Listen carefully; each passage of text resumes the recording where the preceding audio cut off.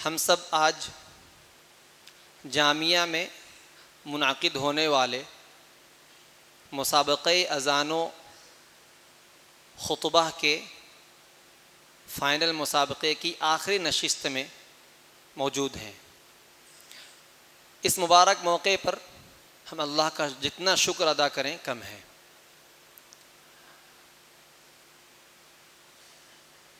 گزشتہ ایک آدھ سال پہلے ایک بار حیدرآباد کی سرزمین پر اسی طرح کا ایک مقابلہ اذان رکھا گیا، جس میں پہلا انعام 1,00,000 روپے کا تھا، اور بھی دیگر انعامات سے نوازے گئے اور ملک کے بڑے بڑے دانشور کو بلایا گیا۔ ماشاءاللہ پروگرام بہت اچھا رہا۔ اس پروگرام کے بعد مسلسل میرے دل میں خیال ہوا کہ چونکہ وہ جو مسابقہ اور مقابلہ منعقد کرنے والے لوگ تھے وہ پروفیسرز تھے، کالجز اور یونیورسٹیز کے لوگ تھے، چونکہ حیدرآباد میں مسلمانوں کی ایک اچھی خاصی آبادی ہے۔ میں نے یہ محسوس کیا کہ چونکہ وہ اذان میں حصہ لینے والے طلباء بھی عام تھے، خاص نہیں تھا کہ مدرسے کے طلباء، کالج اسکول کے پڑھنے والے طلباء تھے۔ اس میں ہی ماشاءاللہ بعض نے، جیسے آپ نے سنا مقام حجاز میں اذان دے رہے ہیں آپ کے ساتھی، وہاں تقریباً مقام حجاز اور رست کی اذانیں تھیں۔ میں نے محسوس کیا کہ اس طرح کے مقابلے ہمارے مدرسوں میں تو ضرور ہوں، ہر مدرسہ اس کو لازم کر لے، اور پھر اس طرح کے جو عوامی پروگرام ہوتے ہیں وہاں اس کا بار بار انعقاد ہو اور ہمارے یہ طلباء اس میں حصہ لیں، اور ہمارا اور آپ کا محض اس میں حصہ لینا ہی انشاءاللہ بعض ایسے لوگ جو مدارس سے بدظن ہیں ان کے رد کے لیے کافی ہوگا۔ ایک چیز۔ دوسری چیز یہ کہ جب ہمارے مدارس میں ایک بڑی تعداد ایسے طلباء کی ہوگی جو احسن انداز میں، اچھے لب و لہجے میں اذان کے کلمات کہنے پر قدرت رکھتے ہوں گے، تو انشاءاللہ وہ جہاں جائیں گے اس علاقے میں لوگوں کو اذان سکھائیں گے۔ ظاہر سی بات ہے، جب انسان کے پاس کچھ ہوتا ہے تو اگلوں کو وہ کچھ نقل کر پاتا ہے، کچھ دے پاتا ہے۔ اسی لیے اس طرح کے پروگرام کی بہت اہمیت بڑھ جاتی ہے۔ آپ لوگوں نے تقریباً پرسوں سے جو اذانیں سنی وہ معمولی اذانیں نہیں تھیں۔ اگر آپ کو جو طلباء ہمارے وہ نونہالان جنہوں نے اب تک اس میں حصہ نہیں لیا، ان کو بسا اوقات لگتا ہوگا کہ یار کیا بڑی بات ہے، ہم بھی کر سکتے ہیں۔ بظاہر دیکھا جائے تو کوئی مشکل نہیں ہے، لیکن جب آپ اس سفر کا آغاز کریں گے، سیکھنا شروع کریں گے، تو آپ کو سمجھ میں آئے گا کہ اتنا بھی آسان نہیں ہے۔ لہجوں کے اتار چڑھاؤ کو سمجھنا، قواعد کی رعایت کرتے ہوئے اس میں لہجے کو مزید خوشکن بنانا، وہ ایک مستقل مہارت چاہتا ہے۔ لیکن اس کا مطلب بالکل یہ نہیں ہے کہ آپ اس میں کوشش ہی نہ کریں۔ ذوق کی چیز ہے۔ کیا آپ نہیں چاہتے کہ آپ اپنے گاؤں کو جب لوٹیں، آپ اپنے محلے کی مسجد میں جائیں، بہترین سی اذان دیں؟ اگر آپ ایسا کرتے ہیں، اور انشاءاللہ آپ کریں گے، تو آپ نمایاں فرق دیکھیں گے اس اذان کے بعد کی جو آپ کی زندگی ہوگی اور اس سے پہلے کی زندگی میں۔ لوگ اب یہ آپ کو اس نظر سے دیکھیں گے، یہ فلاں کا بیٹا ہے، بہت پیاری اذان دیتا ہے، ہاں، اور آپ کے والد کے سامنے تذکرہ کریں گے، ارے آپ کے بیٹے نے کل اذان دی، ماشاءاللہ، دل خوش ہو گیا۔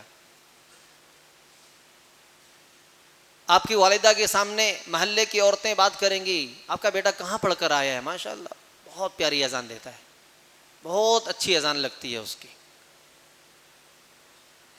مقصد صرف اتنا نہیں ہے، میں آپ کو ایک پہلی سیڑھی بتا رہا ہوں، کیا آپ یہ نہیں چاہتے؟ ہم میں سے ہر ایک کو اس کی خواہش ہونی چاہیے، ہمارے ماں باپ کو ہم پر فخر کرنے کا موقع دینا چاہیے۔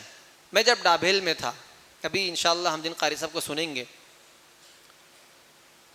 اس سے پہلے بھی اذان میں دیا کرتا تھا، لیکن وہ ایک خاص منجھے ہوئے کے پاس مشق کیے ہوئے میں فرق ہوتا ہے۔ جب میں ڈابھیل آیا، ڈابھیل آنے سے پہلے جامعہ ہی کے تحت جو مسابقات ہوتے ہیں، میں فارسی اول میں تھا دارالعلوم رامپورہ سورت گجرات میں، تو وہاں سے مجھے اذان کی فرا میں شرکت کا موقع دیا گیا اور الحمدللہ آل گجرات مسابقے میں پہلا نمبر بھی آیا۔ لیکن باوجود اس کے میں آپ کو کہہ رہا ہوں کہ جب میں ڈابھیل آیا تو مجھے لگا کہ مجھے تو اذان آتی ہی نہیں، اس لیے کہ میں نے ایسی اذان سنی کہ میری زندگی میں ایسی اذان اس سے پہلے میں نے سنی ہی نہیں تھی۔ میری مراد اس سے قاری عبدالرحیم صاحب دیولوی ہیں، مسلسل 11 سال ڈابھیل کی مسجد کے مؤذن رہے۔ کتنے سال؟ 11 سال، ایک نماز میں نہیں، پانچوں نماز کے 11 سال مؤذن۔ میں نے دیکھا کہ ظہر میں الگ اذان دے رہے ہیں قاری صاحب، عصر میں مختصراً لیکن پر اثر، مغرب میں ذرا بہت ہی جواب الجواب کے انداز میں بلند آواز سے 7 منٹ 6 منٹ کی اذان۔ کئی مرتبہ ہم گاؤں سے دودھ لے کر نکلتے تھے اور قاری صاحب کی اذان کے ختم ہونے سے پہلے ہم مدرسے پہنچ جاتے تھے، اچھا خاصا فاصلہ ہے گاؤں سے مدرسے کا۔ میرے دل میں داعیہ ہوا کہ ماشاءاللہ قاری صاحب، اس وقت تو قاری صاحب دورے میں تھے، میں عربی 2 میں تھا، میں نے ہمارے استاد محترم قاری رضوان صاحب سے گزارش کی کہ حضرت میں اذان سیکھنا چاہتا ہوں، تو انہوں نے کہا کہ آپ جائیے ان سے کہیے، لیکن میں چونکہ نیا تھا میری ہمت نہیں پڑی، تو حضرت قاری رضوان صاحب نے ہی ان کو اپنی طرف سے کہلا بھیجا کہ بھئی یہ بچہ آپ سے اذان سیکھنا چاہتا ہے۔ قاری صاحب پڑھنے کے زمانے سے ہی بہت پابند، سادگی طبیعت میں، بہت تصنع نہیں، بہت تکلف نہیں، تو انہوں نے کہا ٹھیک ہے۔ چنانچہ میں نے قاری صاحب سے ان کا ایک جو خاص لہجہ تھا مقام رست میں، وہ میں نے قاری صاحب سے مشق بھی کیا، اور اسی طریقے سے وہاں اذان میں قاری صاحب سے استفادہ کرنے والے طلباء کی تعداد اسی طرح بہت ساری ہے، جنہوں نے براہ راست سیکھا، بہت سارے وہ جنہوں نے سن کر سیکھا۔ میں نے جامعہ میں ایک اذان دی تھی اور وہ غالباً یوٹیوب پر ہے، تو ان قاری صاحب کے کسی رشتہ دار نے نیچے لکھا کہ آپ نے قاری عبدالرحیم صاحب سے اذان مشق کی ہے کیا؟ جو جانتا ہے وہ پہچان لیتا ہے، اثر دکھتا ہے۔ تو میرے کہنے کا اتنی لمبی تمہید ماننے کا مقصد یہ ہے کہ وہ ڈابھیل میں ایک قاری عبدالرحیم صاحب تھے، ایک 11 سال تک، اور بھی تھے لیکن چونکہ وہاں ایک نظام تھا تو انہی کو اجازت تھی اذان دینے کی۔ ہمارے یہاں ماشاءاللہ اب اس مسابقے کی برکت سے 5 مؤذن دے رہے ہیں، آپ سن رہے ہیں ماشاءاللہ روز، کبھی مقام کرد میں، کبھی مقام رست میں، کبھی مقام بیات میں، کبھی حجاز میں۔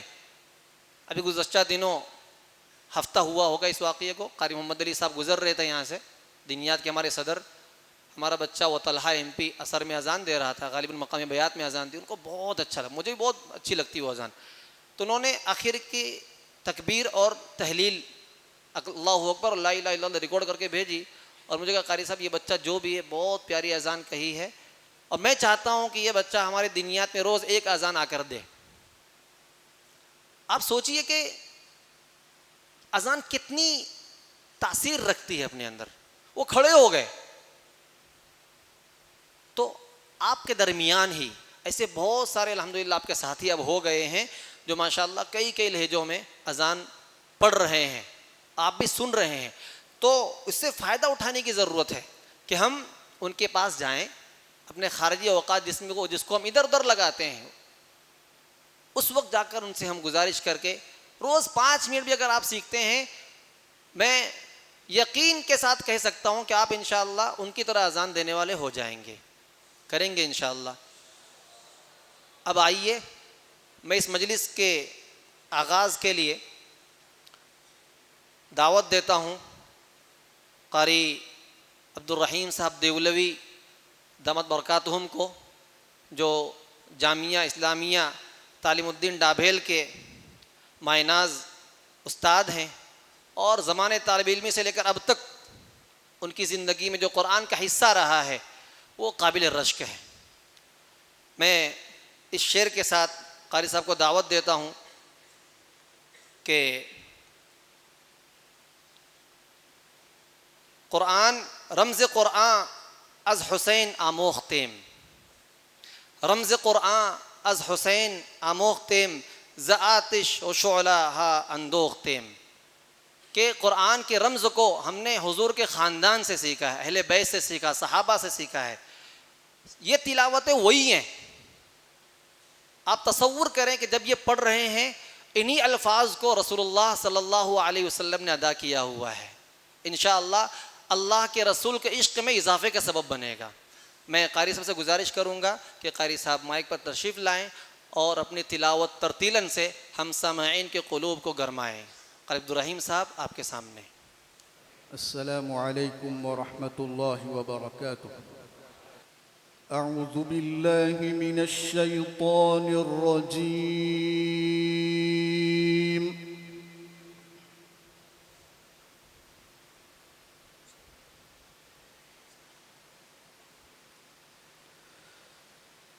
बिस्मिल्लाहिर रहमानिर रहीम।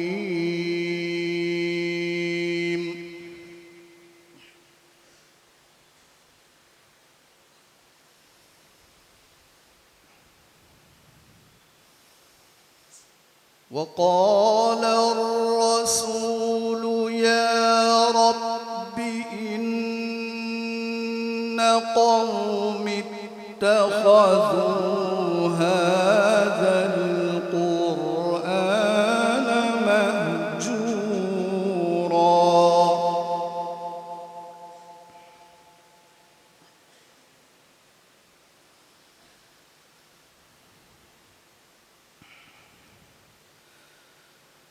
वकज़ालिक जअलना लिकुल्लि नबिय्यिन अदुव्वन मिनल मुजरिमीन।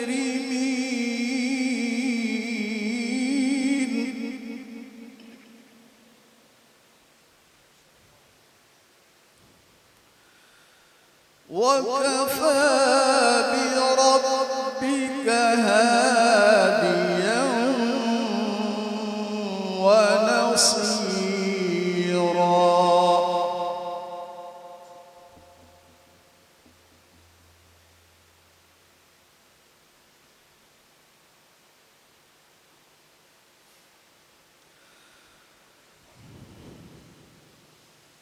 वक़ाल अर्रसूल या रब्बि इन्न क़ौमी इत्तख़ज़ू हाज़ल क़ुरआन महजूरा।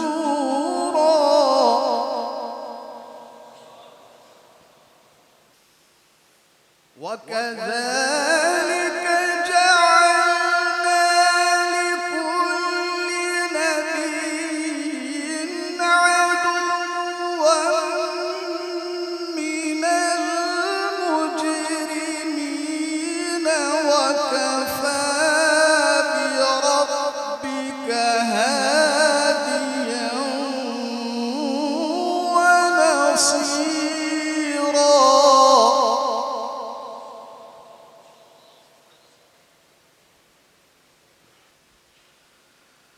وقال الذين كفروا لولا نزل عليه القرآن جملة واحدة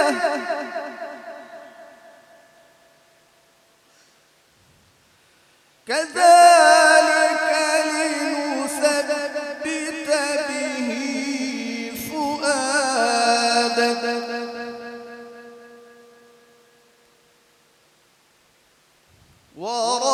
ورتلناه ترتيلا.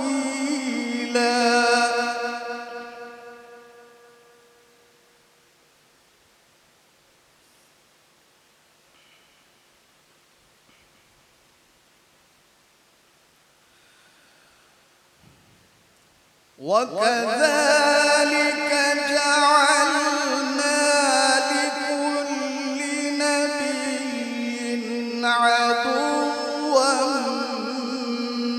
من المجرمين وكفى بربك هاديا ونصيرا.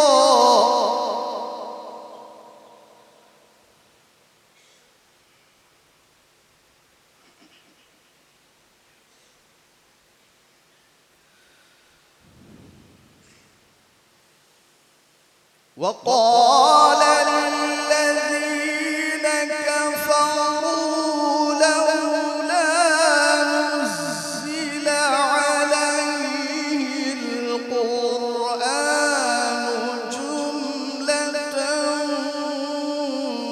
واحدة كذلك لنثبت به فؤادك ورتلناه ترتيلا.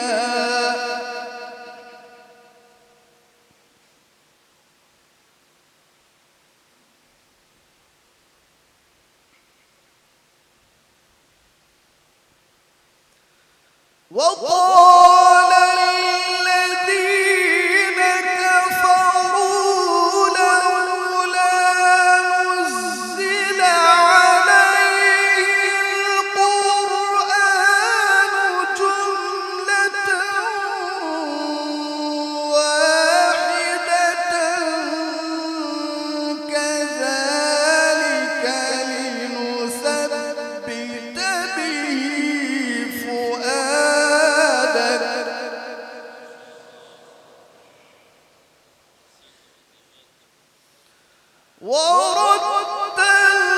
ورتلناه ترتيلا.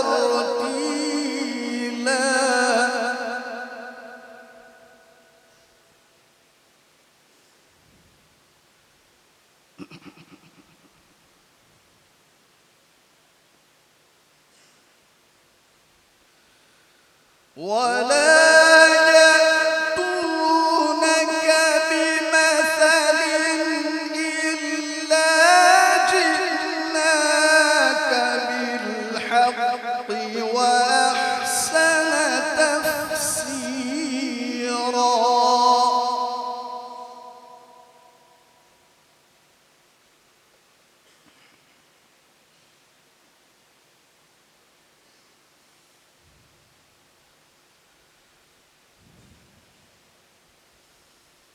بسم الله الرحمن الرحيم. يا أيها المزمل قم الليل إلا قليلا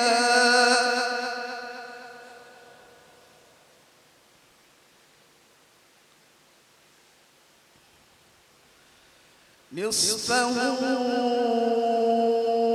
أو انقص منه قليلا أو زد عليه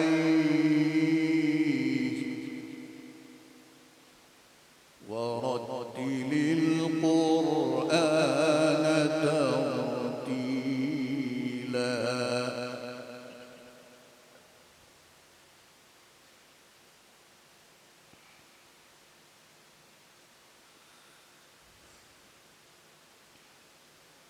يا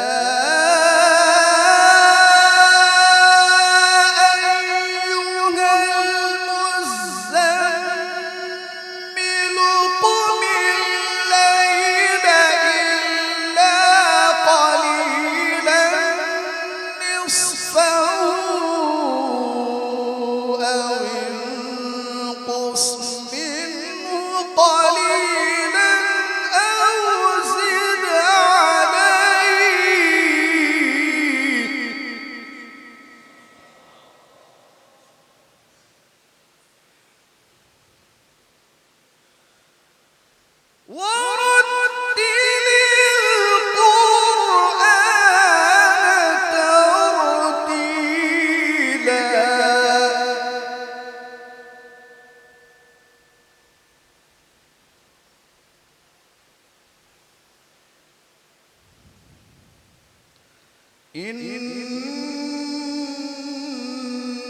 إنا سنلقي عليك قولا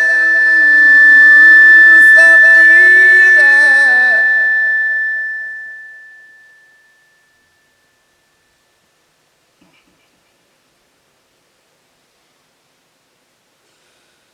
إن ناشئة الليل هي أشد وطئا وأقوم قيلا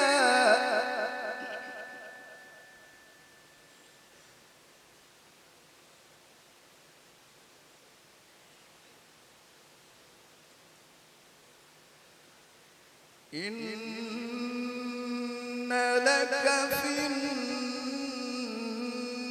النهار سبحا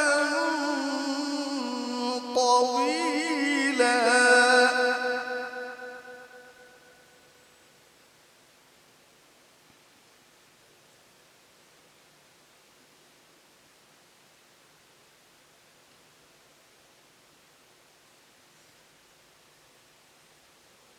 واذكر اسم ربك وتبتل إليه تبتيلا رب المشرق والمغرب لا إله إلا هو فاتخذه وكيلا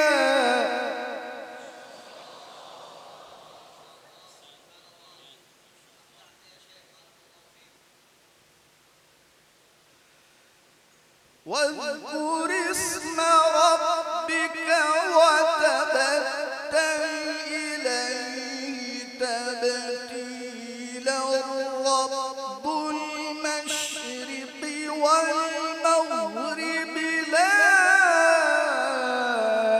إله إلا هو فاتخذه وكيلا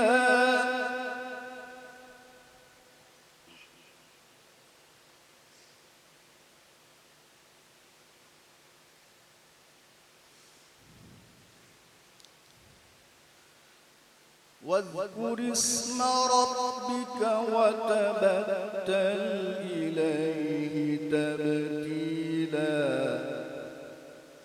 رب المشرق والمغرب لا إله إلا هو لا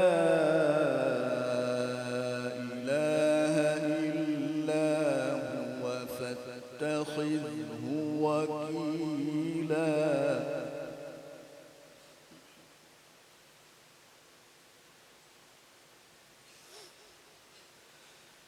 بسم الله الرحمن الرحيم والتين والزيتون وطور سينين وهذا البلد الأمين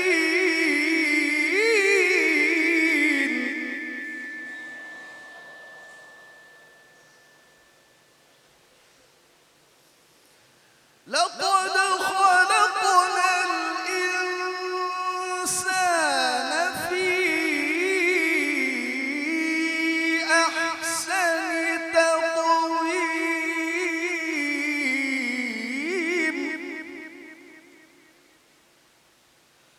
ثم رددناه أسفل سافلين إلا الذين آمنوا وعملوا الصالحات إلا الذين آمنوا وعملوا الصالحات فلهم أجر غير ممنون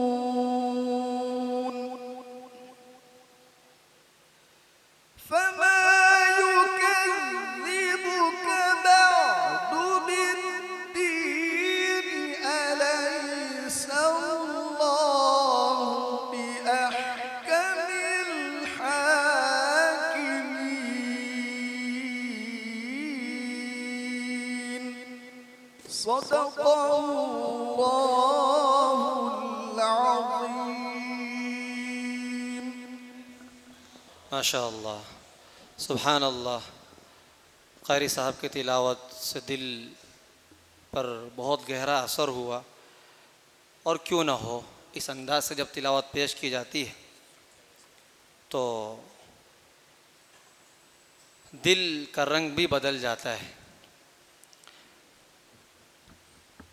शायर ने क्या खूब ही कहा है कि क़ुरान की तिलावत का अजब रंग जमा है, हर लफ्ज़ से अनवार का दरिया सा बहा है।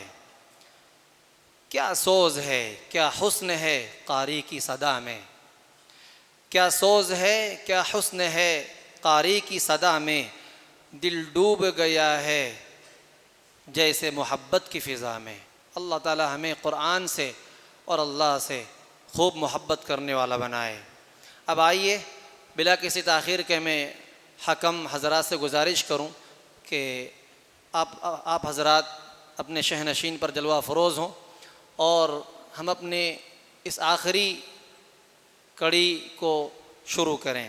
लिहाजा मैं फ़रए सालिस अज़ान के मुसाहिब नंबर 28 मुखलिसुर रहमान आसाम मुतअल्लिम अरबी चहारुम को दावत माइक देता हूँ। मौसूफ़ तशरीफ़ लाएँ और अपनी सुरीली आवाज़ में मकाम बयात में कलिमात अज़ान गुनगुनाएँ। मुखलिसुर रहमान आसाम मुतअल्लिम अरबी चहारुम आपके रूबरू। अल्लाहु अकबर, अल्लाहु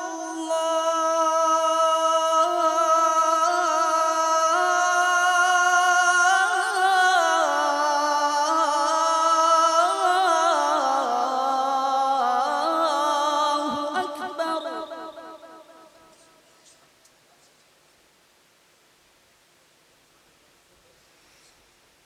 अल्लाहु अकबर, अल्लाहु अकबर।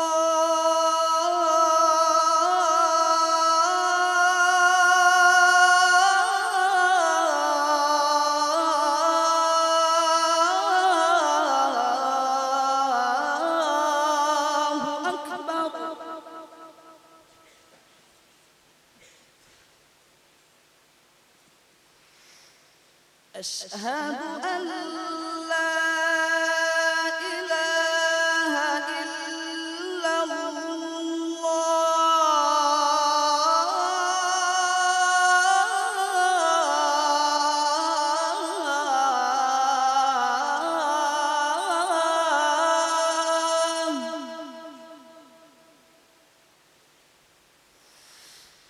अशहदु अन ला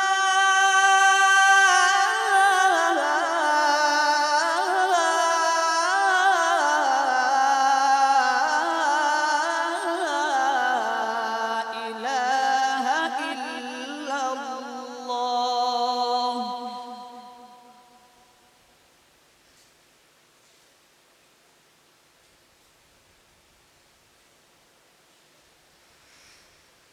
अशहदु अन्ना मुहम्मदर रसूलुल्लाह।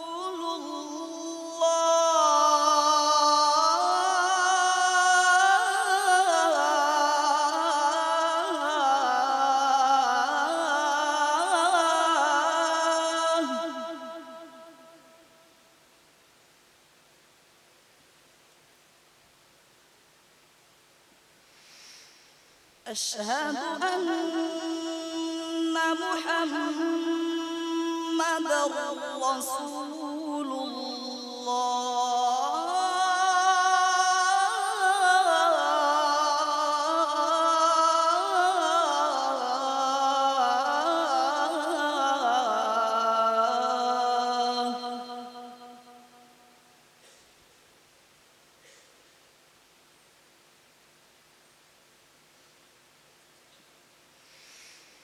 حي على الصلاة.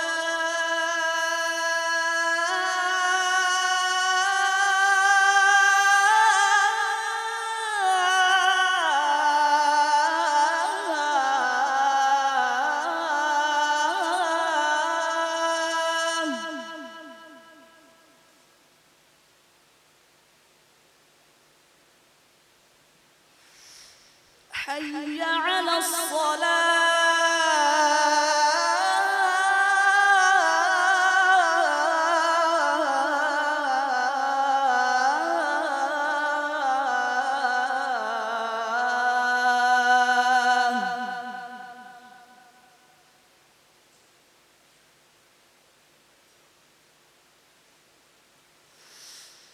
حي على الفلاح.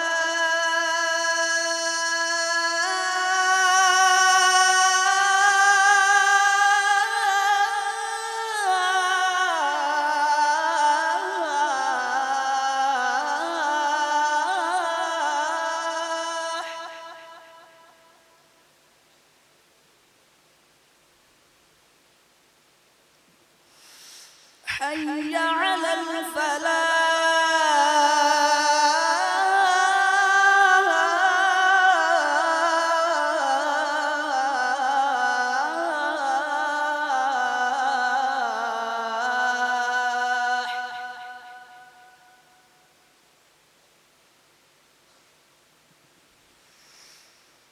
الله أكبر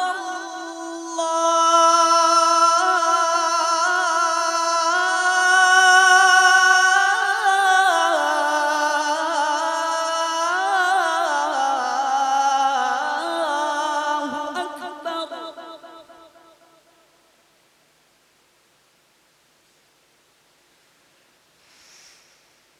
لا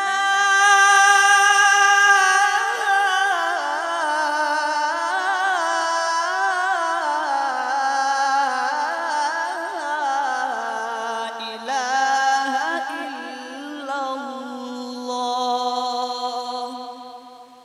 माशाअल्लाह मौसूफ़ ने बहुत ही प्यारे अंदाज़ में मकाम बयात में अपनी अज़ान पेश की। और ये वो अज़ान है कि अगर आप इस अज़ान को अल्लाह हम सब को मौका अता फ़रमाए कि मस्जिद नबवी में बैठ कर जब आप सुनेंगे, जो मुअज़्ज़िन है मरवान अल-क़स्सास, बहुत ही प्यारी अज़ान पढ़ते हैं। इन्होंने उन्हीं के अंदाज़ की, उन्हीं के ढब की नकल की है। अल्लाह ताला हम सब को ये अज़ान मस्जिद नबवी में बैठकर सुनने की तौफ़ीक़ अता फ़रमाए। मौसूफ़ के लिए उनके साथी दोस्त की तरफ से इनाम मौसूल हुआ है, वो हमारे नायब रईस जामिया हज़रत मौलाना उवैस साहब के हाथों अपना इनाम हासिल करें। अब आइए बिला ताख़ीर में हमारे अगले मुतसाबिक़ फ़रए सालिस अज़ान ही के मुसाहिब नंबर 29 अम्मार नांदेड़ मुतअल्लिम अरबी दोम को दावत देता हूँ। मौसूफ़ तशरीफ़ लाएँ और मकाम कुर्द में अपनी अज़ान पेश फरमाएँ। अम्मार नांदेड़ मुतअल्लिम अरबी दोम आपके सामने। अल्लाहु अकबर अल्लाहु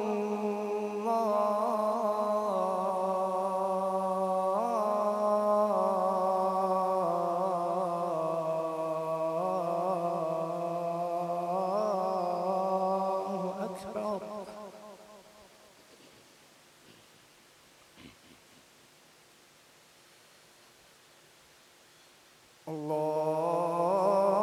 अल्लाहु अकबर अल्लाहु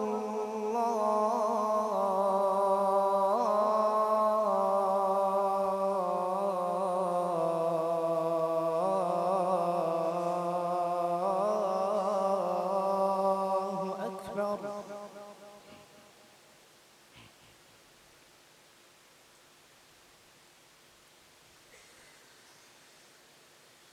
أشهد أن لا إله إلا الله.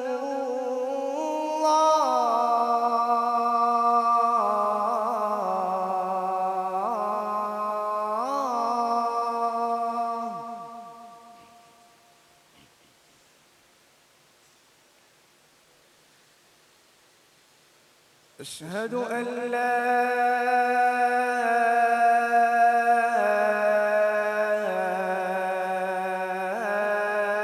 إله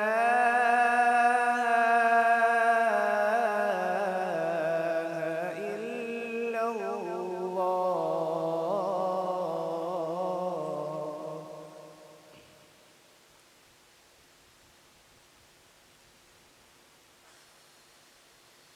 أشهد أن محمدًا رسول الله.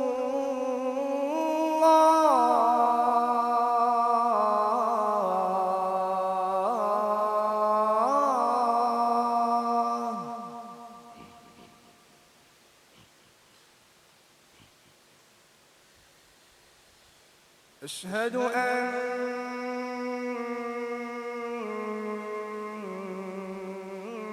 محمدًا رسول الله.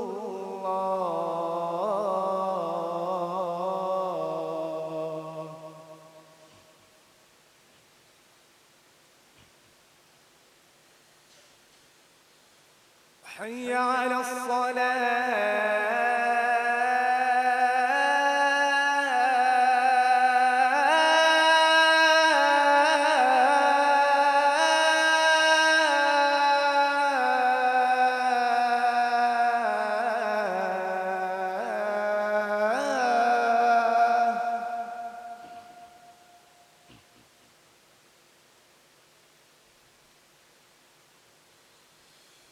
حي على الصلاة.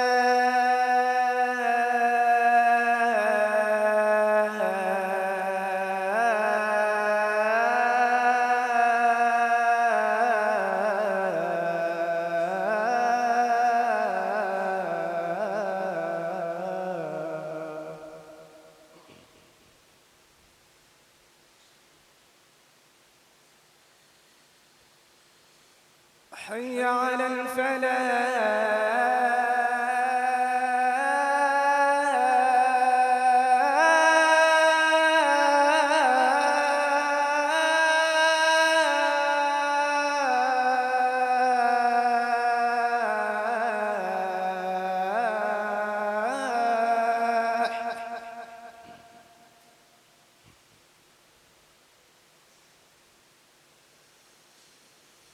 حي على الفلاح.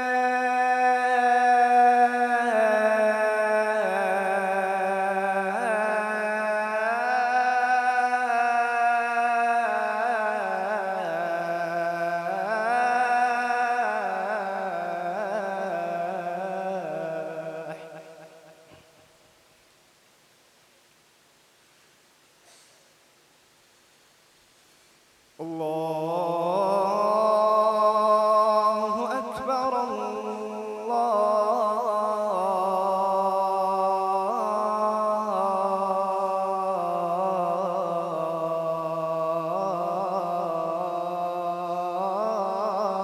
الله أكبر.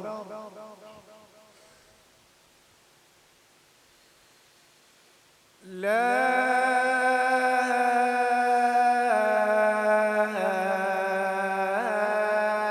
إله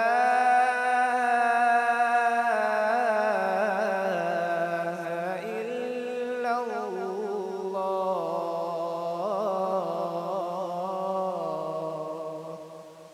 माशाअल्लाह मौसूफ़ ने बहुत ही अछूते अंदाज़ में, अछूते तर्ज़ में अपनी अज़ान हम सब के सामने पेश फरमाई।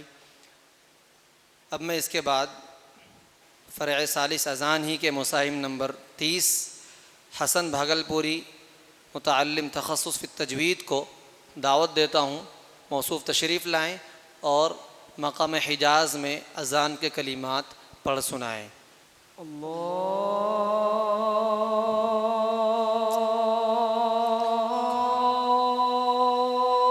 أكبر الله أكبر. الله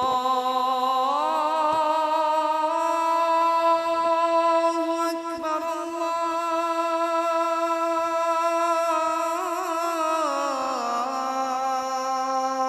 أكبر.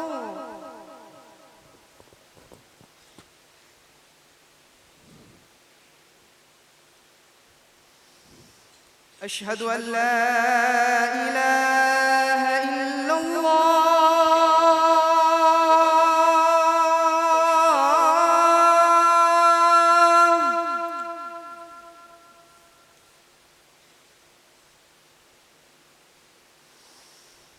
أشهد أن لا إله إلا الله.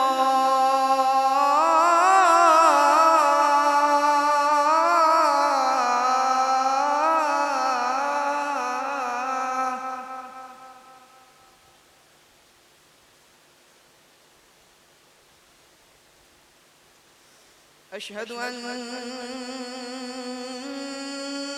محمدًا رسول الله.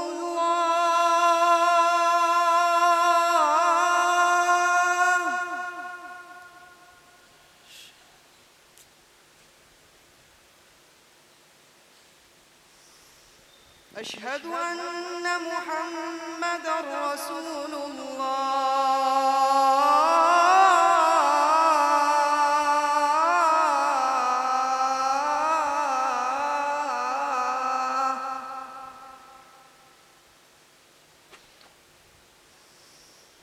حي على الصلاة.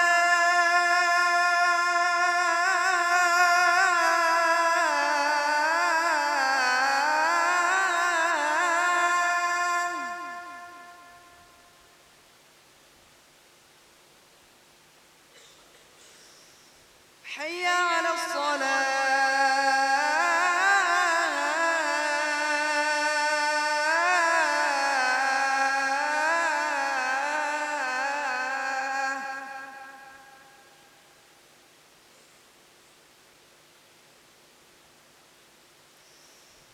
حي على الفلاح.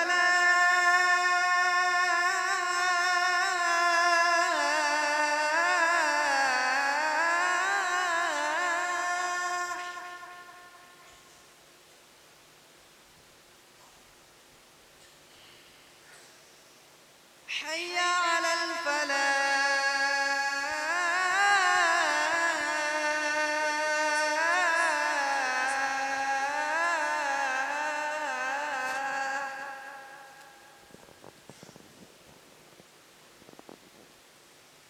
الله أكبر، الله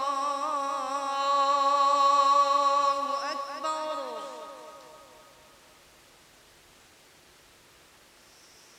لا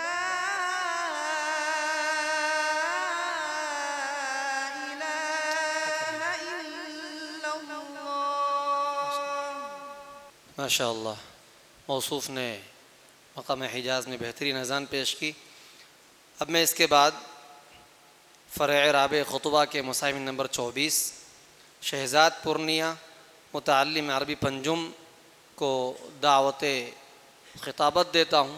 मौसूफ़ तशरीफ़ लाएँ और अत-तौहीद व तवक्कुल के उन्वान पर अपना वाक़ई ख़ुतबा पेश फरमाएँ।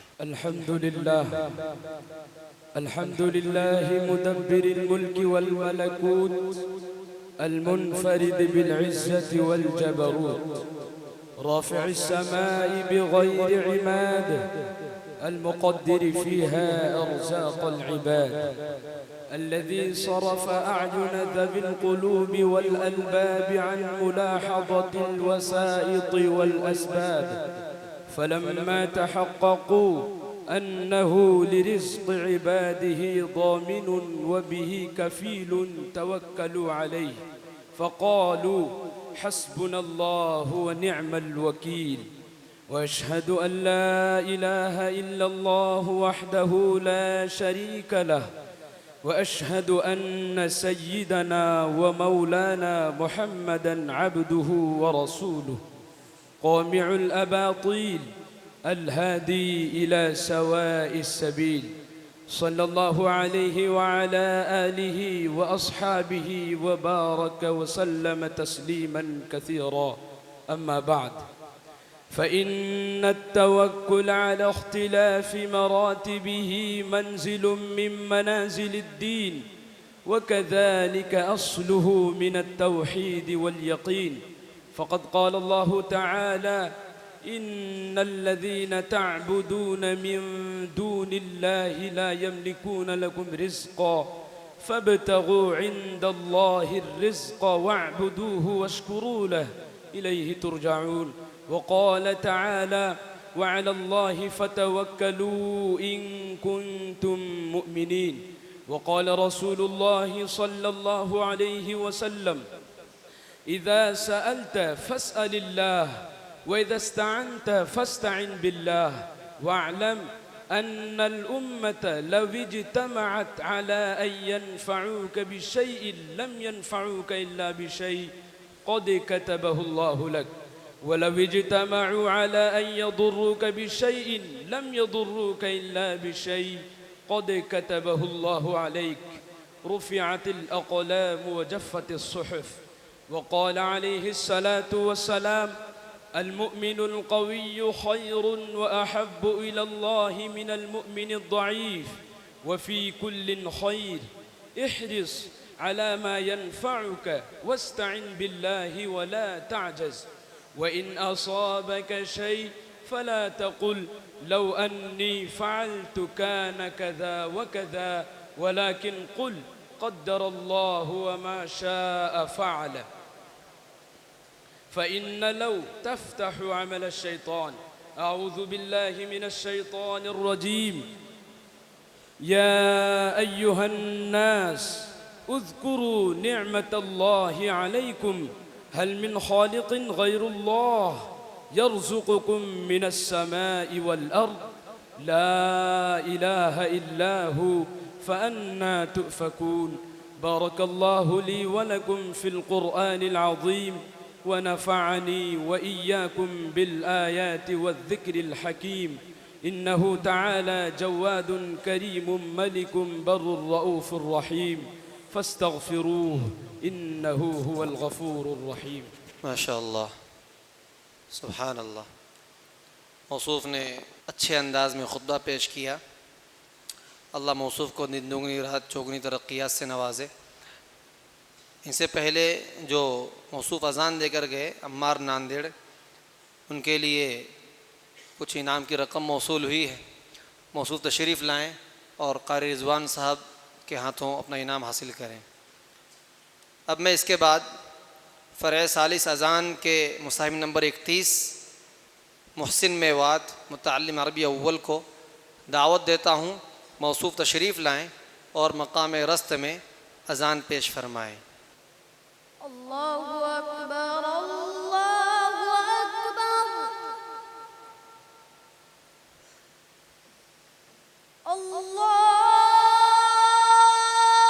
अल्लाहु अकबर,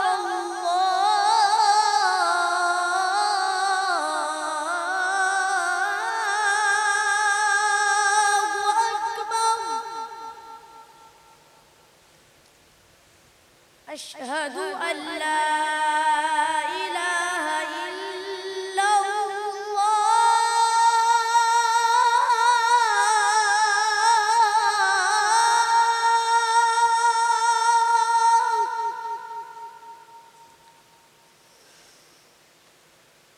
अशहदु अल्ला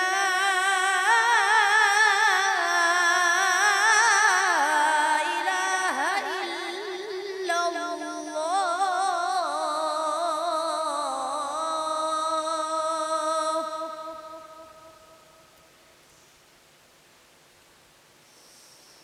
अशहदु अन्न मुहम्मदर रसूलुल्लाह,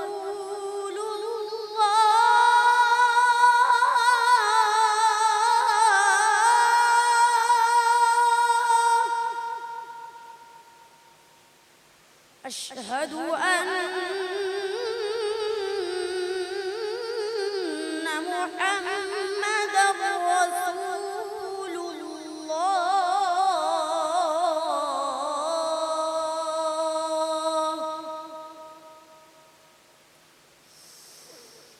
हय्य अला الصلاة،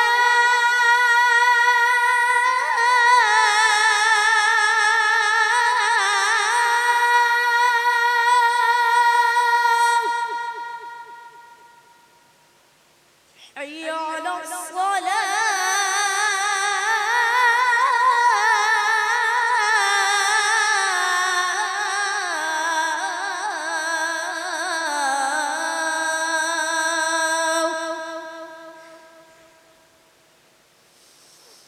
حي على الفلاح.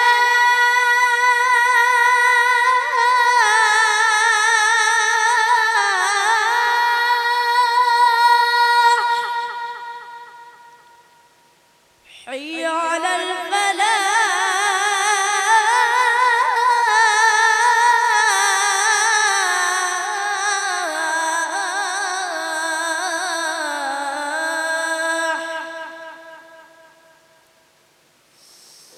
الله أكبر الله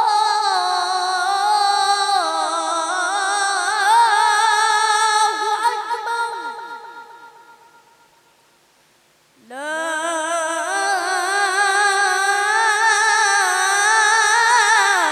إله إلا الله.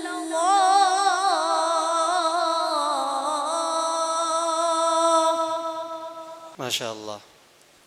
आपने सुना कि एक छोटा सा नन्हा सा बच्चा जिसका जामिया में पहला साल है, इतने बड़े इदारे में इतने तलबा को compete करके अपने आप को यहाँ तक लाना, इससे समझ में आता है कि इनकी कितनी मेहनत इसके पीछे रही होगी, इनके उस्ताद ने इन पर कितना ध्यान दिया होगा।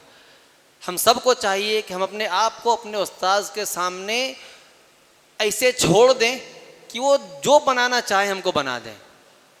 जब ये कैफियत होगी तो इंशाअल्लाह आप भी हीरों की तरह तराशे जाएंगे। अब मैं इसके बाद फ़रज़ सालिस अज़ान ही के अगले मुसाहिम नंबर 32 तलहा MP मुतअल्लिम अरबी चहारुम को दावत देता हूँ, मौसूफ़ तशरीफ़ लाएँ और मक़ाम बयात में अपनी अज़ान पेश फरमाएँ। अल्लाहु अकबर अल्लाहु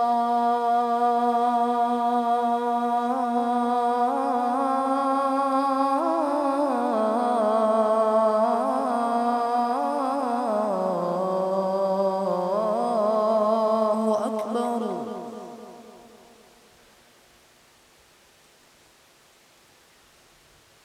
अल्लाहु अकबर अल्लाहु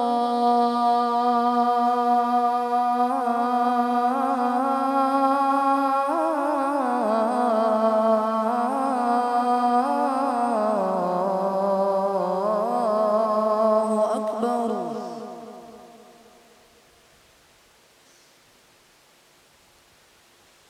अशहदु अन ला इलाहा इल्लल्लाह.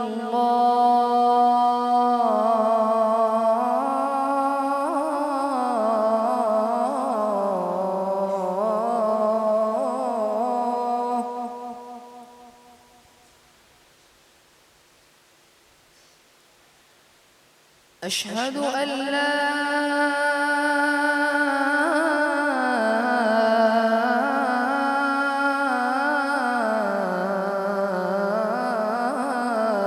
इलाहा इल्लल्लाह.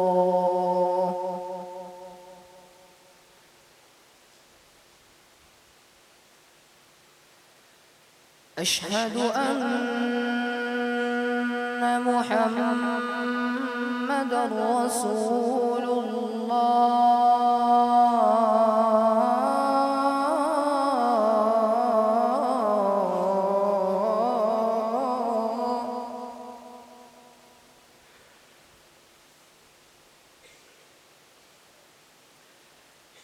अशहदु अन्न मुहम्मदर रसूलुल्लाह.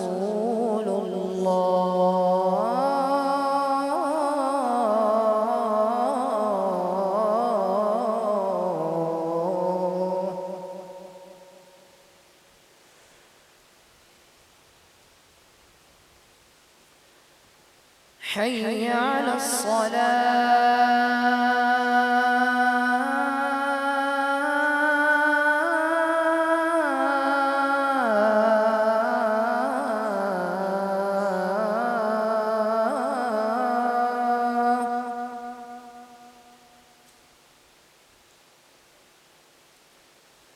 حي على الصلاة.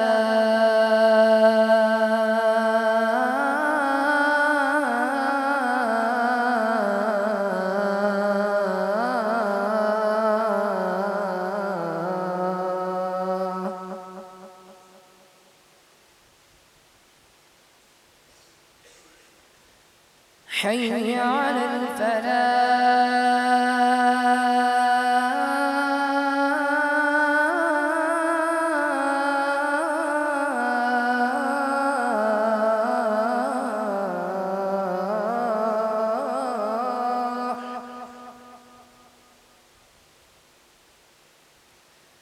حي على الفلاح.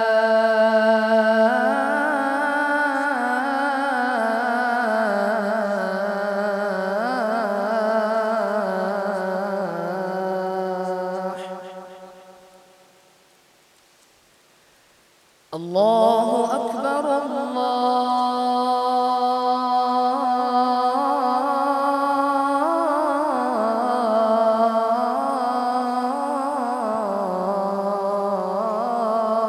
أكبر.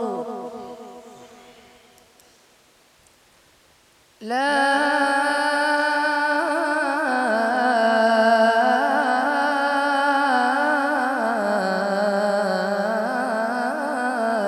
إله إلا الله.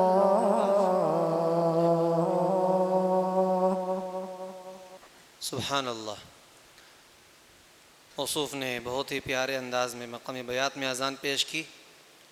ان سے پہلے جو ہمارے مصاحب محسن میوات اذان پیش کر کے گئے، ان کے لیے انعامی رقم موصول ہوئی ہے، وہ تشریف لائیں اور قاری اسحاق صاحب کے ہاتھوں سے اپنا انعام حاصل کریں.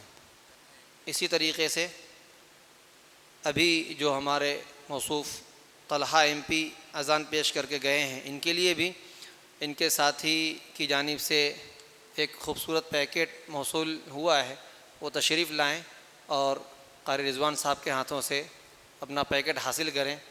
اسی طریقے سے اس پیکٹ پر ایک قلم بھی ہے، وہ قلم ایک طالب علم نے اپنے استاد قاری عبدالسلام صاحب کے لیے پیش کیا ہے. وہ قاری عبدالسلام صاحب بھی وہ قلم استاد محترم کے ہاتھوں سے حاصل کریں. ماشاءاللہ، اللہ دینے والوں کو خوب برکت عطا فرمائے، حوصلہ افزائی کرنے والوں کے حوصلے اور بلند فرمائے. اب میں اس کے بعد ہمارے اس سلسلے کو آگے بڑھاتے ہوئے فرع ثالث اذان کے مصاحب نمبر 33 حسان آسام متعلم عربی دوم کو دعوت دیتا ہوں. موصوف تشریف لائیں اور مقام عجم میں اپنی اذان پیش فرمائیں. الله أكبر الله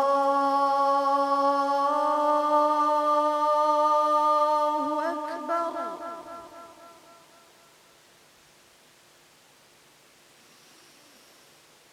الله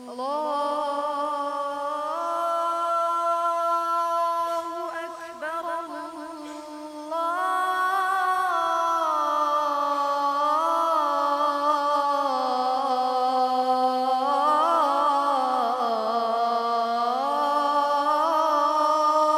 أكبر.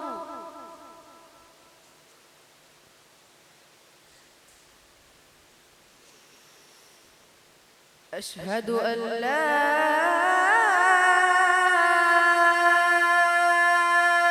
إله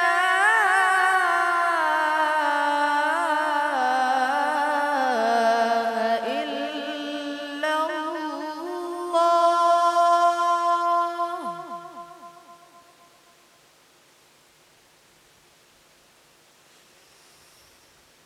أشهد أن لا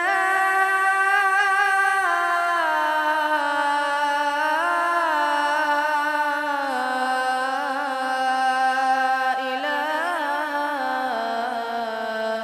إلا الله.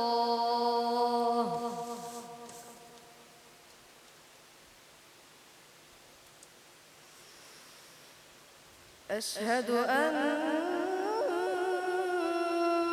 محمدًا رسول الله.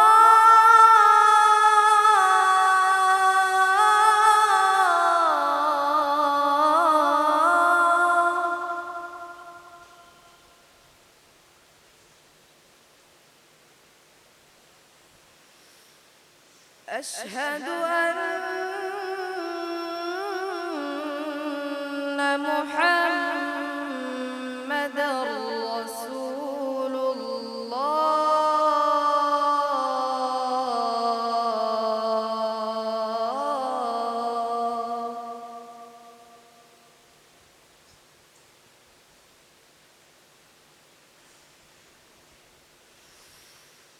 حي على الصلاة.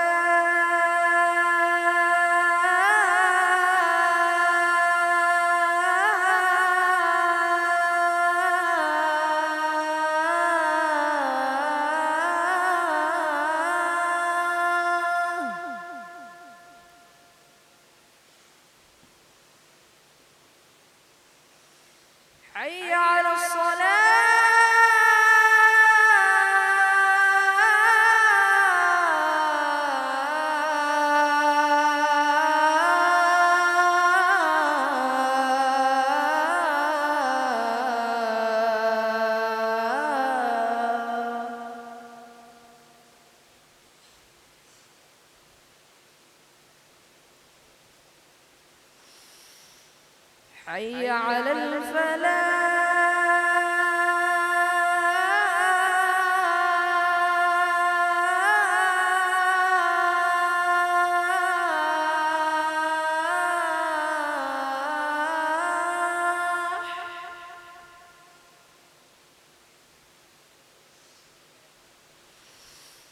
حي على الفلاح.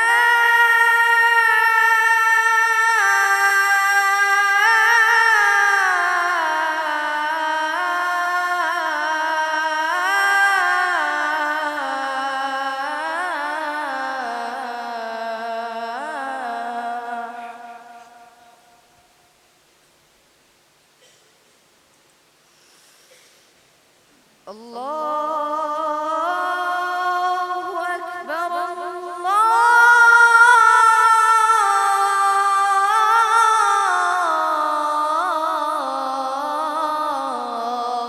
أكبر.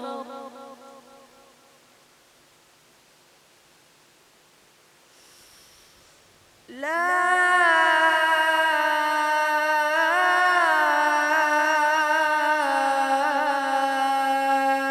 إله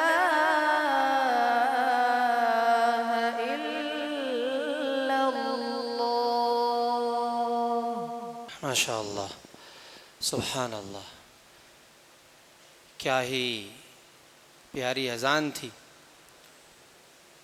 آپ یاد کریں، آپ نے واقعہ پڑھا ہوگا یا سنا ہوگا کہ حضور اکرم صلی اللہ علیہ وسلم کے مؤذن رہے حضرت بلال رضی اللہ تعالی عنہ، حضور کی وفات کے بعد مدینہ میں رہنے کی تاب نہ لا سکے۔ وہ فرماتے تھے کہ جس محبوب کے لیے میں جس کے حکم پر اذان پکارتا تھا، اب جب وہ نہیں رہے تو میرا بھی مدینہ میں رہنے کا جی نہیں کرتا۔ بہت روتے تھے حضور کو یاد کر کے۔ شام چلے گئے۔ ایک بار حضور اکرم صلی اللہ علیہ وسلم کے خواب میں زیارت ہوئی اور حضور نے فرمایا، بلال کیا تمہیں میری یاد نہیں آتی؟ چنانچہ حضرت بلال رضی اللہ تعالی عنہ بیدار ہوتے ہی اشک بار ہو جاتے ہیں اور مدینے کے لیے رخت سفر باندھتے ہیں۔ مدینہ پہنچتے ہیں، حضور کے روضے اقدس پر پہنچ کر حاضری دے کر صلاۃ و سلام پیش کرتے ہیں۔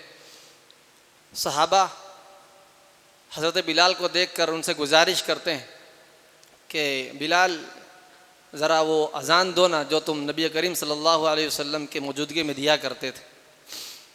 حضرت بلال نے کہا کہ مجھ میں وہ تاب نہیں ہے کہ میں جب حضور کی موجودگی میں اشہد ان محمد رسول اللہ کہتا تھا تو اپنے نبی کو اپنے درمیان موجود پاتا تھا، اور جب میں اس کلمہ شہادت کو ادا کرتا تھا تو میں نبی کی نیت کرتا تھا۔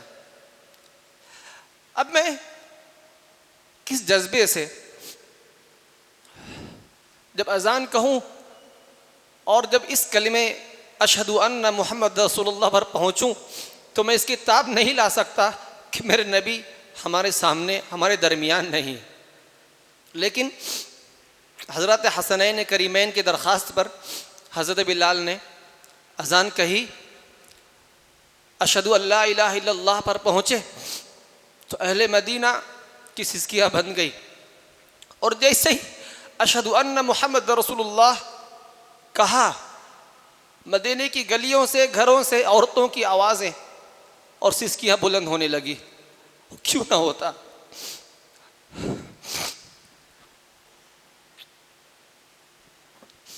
جب ہمارا کوئی عزیز اس دنیا سے رخصت ہو جاتا ہے تو ہمیں جب بھی ان کی یاد آتی ہے ہم اشک بار ہو جاتے ہیں۔ آپ تصور کیجئے، یہ وہ صحابہ ہیں جو رسول اللہ سے اپنے ماں باپ سے زیادہ، اپنی جان سے زیادہ رسول اللہ کو عزیز رکھتے تھے۔ کیا منظر ہوگا جب حضرت بلال رضی اللہ تعالی عنہ نے وہ اذان کہی ہوگی، और ख़ुद हज़रत बिलाल रज़ी अल्लाह ताला अन्हु की क्या कैफियत रही होगी। हम आज इस मजलिस में हज़रत बिलाल रज़ी अल्लाह ताला अन्हु की उसी सुन्नत और उसी उनके तरीक़े को ज़िंदा करने के लिए, अपने अज़ानों में जान पैदा करने के लिए यहाँ जमा हुए हैं। अल्लाह ताला हमारे इन तमाम नौनिहालान की अज़ानों को कबूल फरमाए और इन सब को अपनी ख़ास रहमत में रख कर इनकी अज़ानों के ज़रिए से पूरे मुल्क में इनका फैज़ आम फरमाए। और हमारे वो तलबा जो इसमें अब भी पीछे हैं, मैं उनको दावत देता हूँ कि आप तशरीफ़ लाएँ और अपने आप को इस मुबारक सिलसिले से जोड़ें और हज़रत बिलाल रज़ी अल्लाह ताला अन्हु के ज़ुमरे में दाखिल हो जाएं। मैं मुबारकबादी पेश करता हूँ हमारे इन तमाम मुसाहिमीन को जिन्होंने अपनी कद्दो काविश से, अपनी कोशिश से, अपनी मेहनत से अपने आप को इस लायक बनाया और हम सब के सामने बेहतरीन बेहतरीन अज़ानें पेश की। अल्लाह ताला इन सब को कबूल फरमाए। दिलनवाज़ मुंबई की तरफ से समीउल्लाह बंगाल, तलहा MP, दानिश जमुई को 200 रुपये इनाम मौसूल हुआ है। ये इनके उस्ताद खलीलुस्सलाम साहब से बाद में हासिल कर लें। इसी तरीके से दोनों फ़रों में अव्वल दोम सोम आने वाले तलबा के लिए इत्र की शीशी कारी अरशद साहब जामिया के तजवीद के उस्ताद हैं, उनकी तरफ से है, वो भी बाद में उनसे हासिल कर लें। इसी तरीके से हमारे 2 मुसाहिम पहले जो मोहसिन मेवात अज़ान देकर गए, उनके लिए जामिया के उस्ताद मौलाना शाकिर साहब देवला हफ़िज़हुल्लाह की तरफ से ऑनलाइन 100 रुपये मौसूल हुए हैं, वो मुझसे बाद में हासिल कर लें। अब आइए मैं इसके बाद फ़रए राबे खुतबा के मुसाहिब नंबर 26 अरबाज़ गुंटुर मुतअल्लिम तख़स्सुस फ़ी तजवीद को दावत देता हूँ, मौसूफ़ तशरीफ़ लाएँ और अत-तौबह के उन्वान पर अपना वाक़ई खुतबा पेश फरमाएँ। अल्हम्दुलिल्लाहिल्लज़ी बितहमीदिही युस्तफ्तहु कुल्लु बाब व बिज़िक्रिही युस्दरु कुल्लु खिताब व नतूबु इलैहि तौबत मन यूक़िनु अन्नहु रब्बुल अरबाब व मुसब्बिबुल अस्बाब व नशहदु अन ला इलाहा इल्लल्लाह वहदहु ला शरीक लह ونشهد أن سيدنا ومولانا محمدًا عبده ورسوله صلى الله عليه وعلى آله وأصحابه صلاة تنقذنا من هول يوم العرض والحساب وتمهد لنا عند الله زلفى وحسن مآب. أما بعد، فإن التوبة عن الذنوب بالرجوع إلى ستار العيوب وعلام الغيوب مبدأ طريق السالكين ورأس مال الفائزين وأول أقدام المريدين ومفتاح استقامة المائلين ومطلع الاصطفاء والاجتباء للمقربين.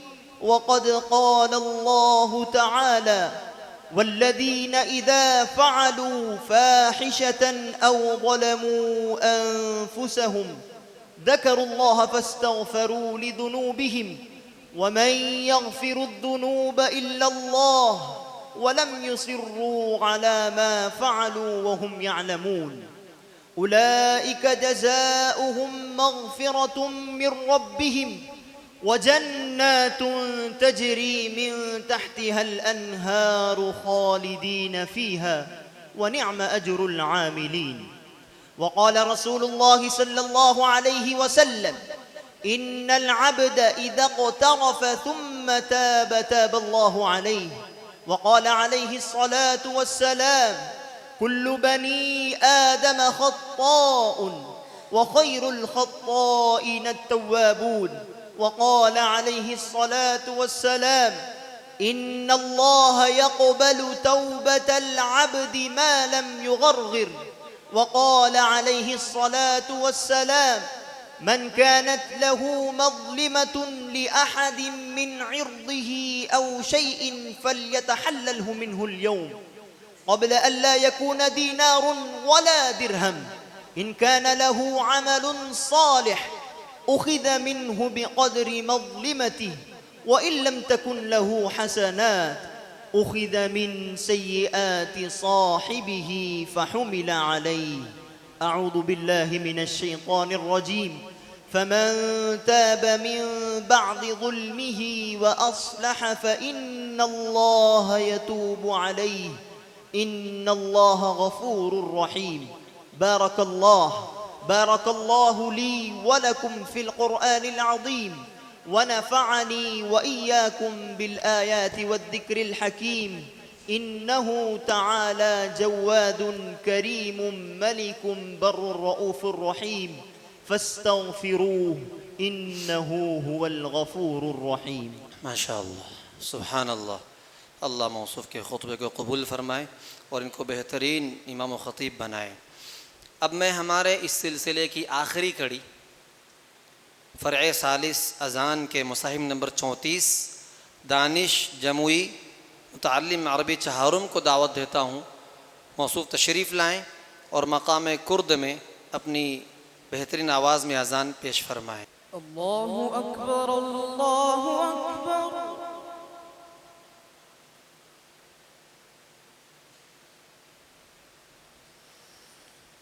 अल्लाहु अकबर, अल्लाहु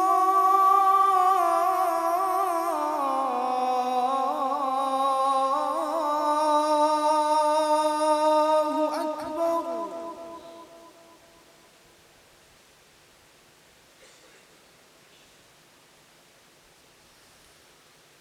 أشهد أن لا إله إلا الله.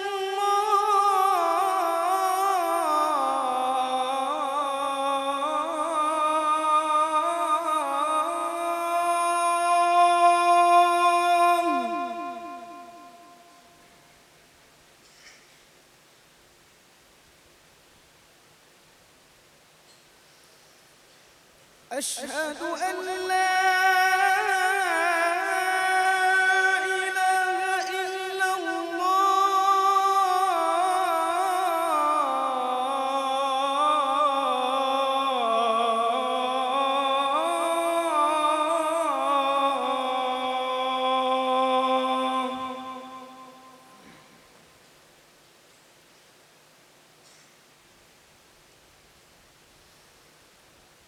أشهد أن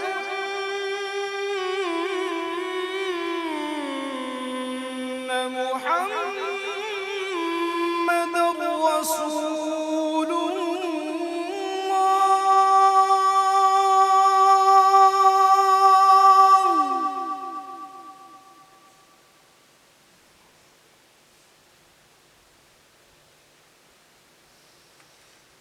أشهد أن محمدًا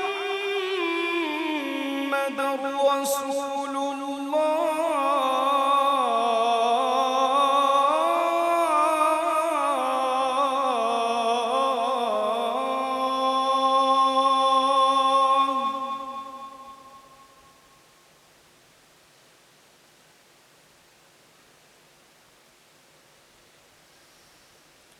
حي على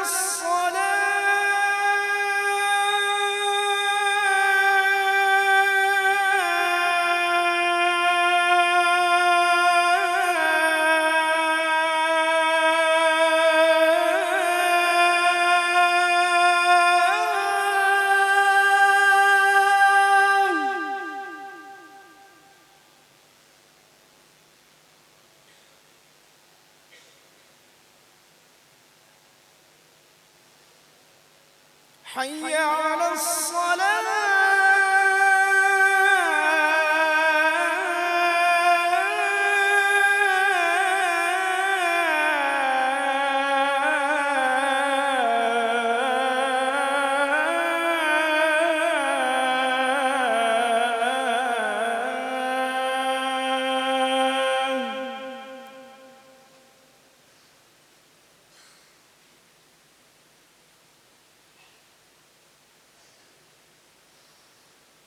حي على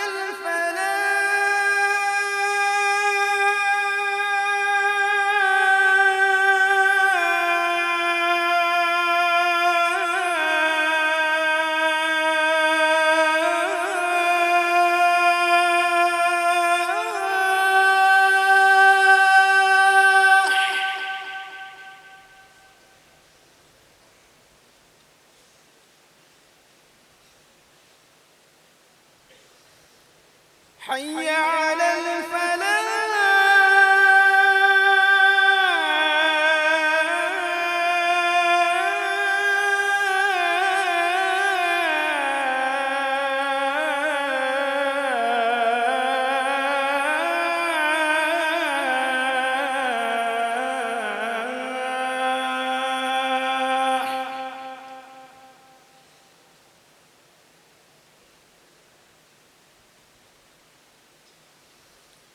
الله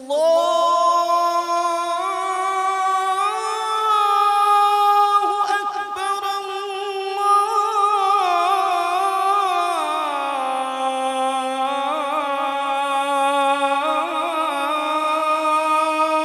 الله أكبر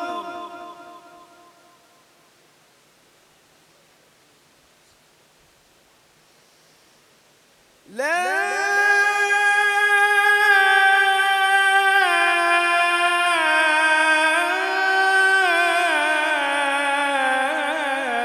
إله إلا الله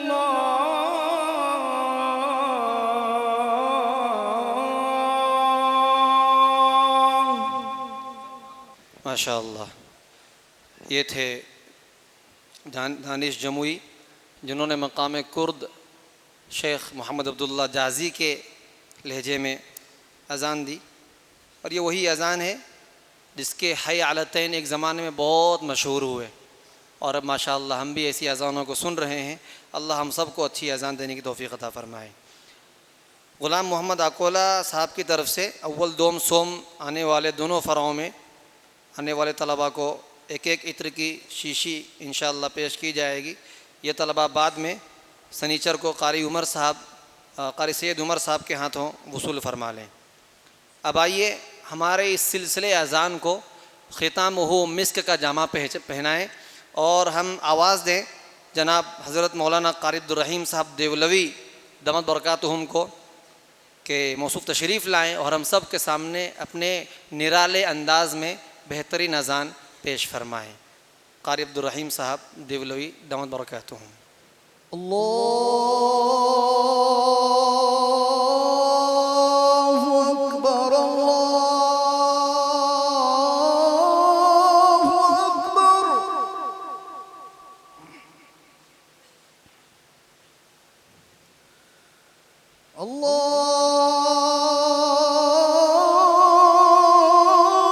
अल्लाहु अकबर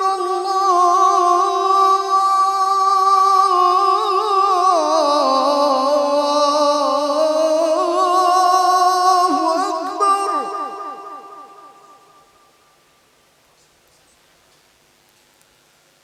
अशहदु अन ला इलाहा इल्लल्लाह।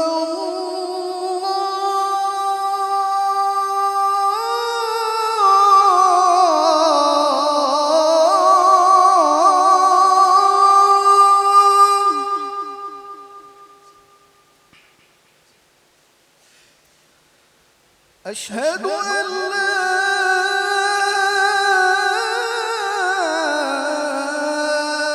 इलाहा इल्लल्लाह।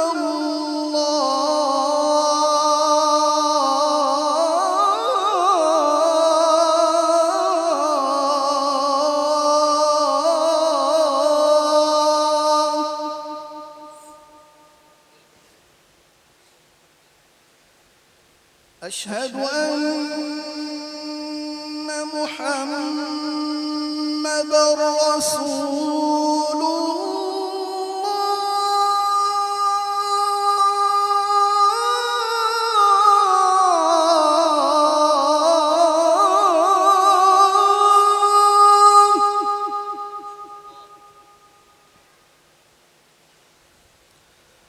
अशहदु अन्न मुहम्मदर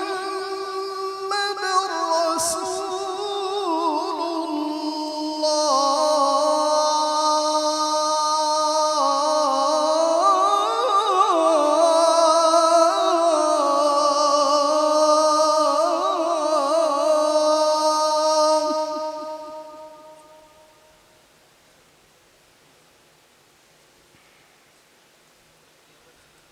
حي على الصلاة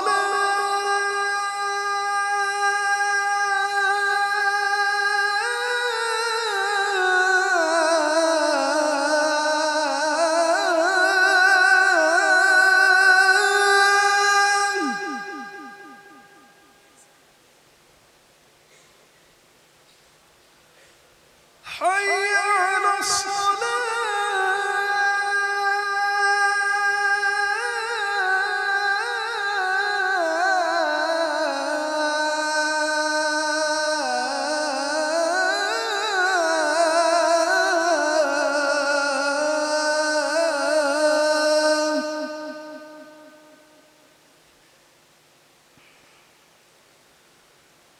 حي على الفلاح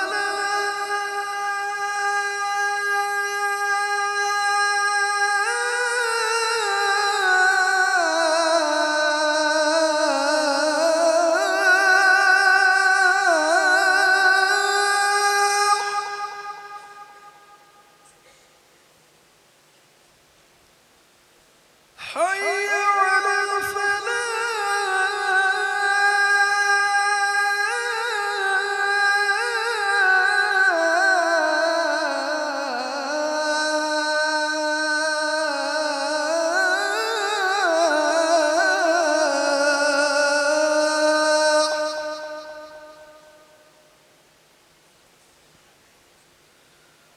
الله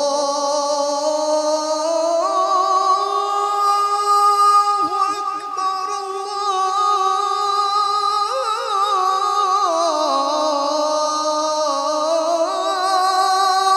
أكبر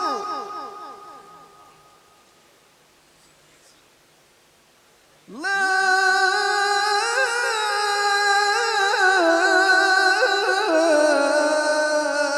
إله إلا الله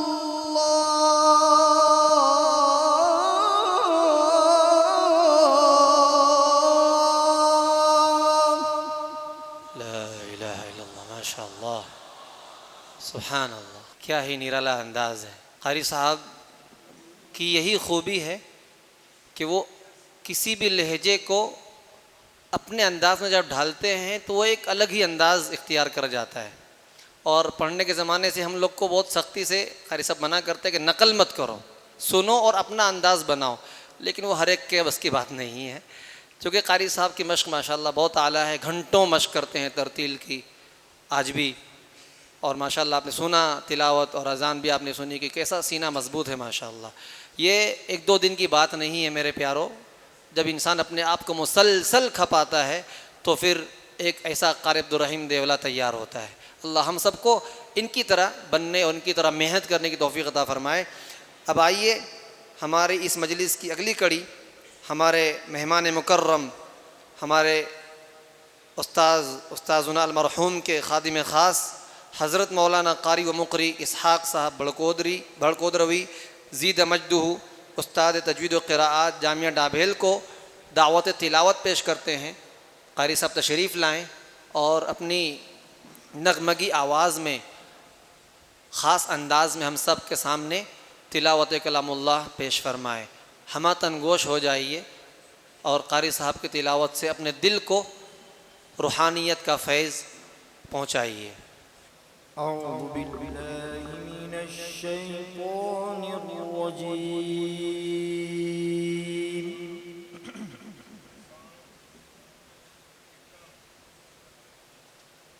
بسم الله الرحمن الرحيم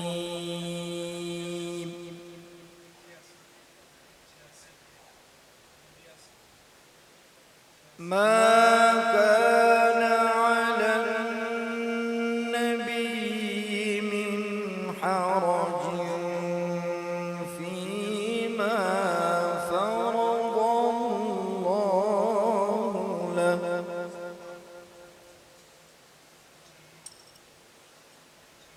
سنة الله في الذين خلوا من قبل وكان أمر الله قد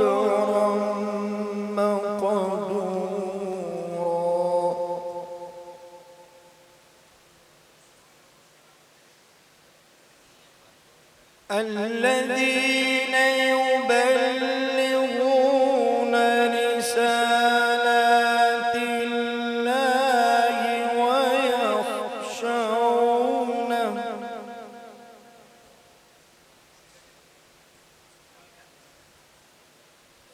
ويخشونه ولا يخشون أحدا إلا الله. الله ما شاء الله سبحان الله. وكفى بالله حسيبا.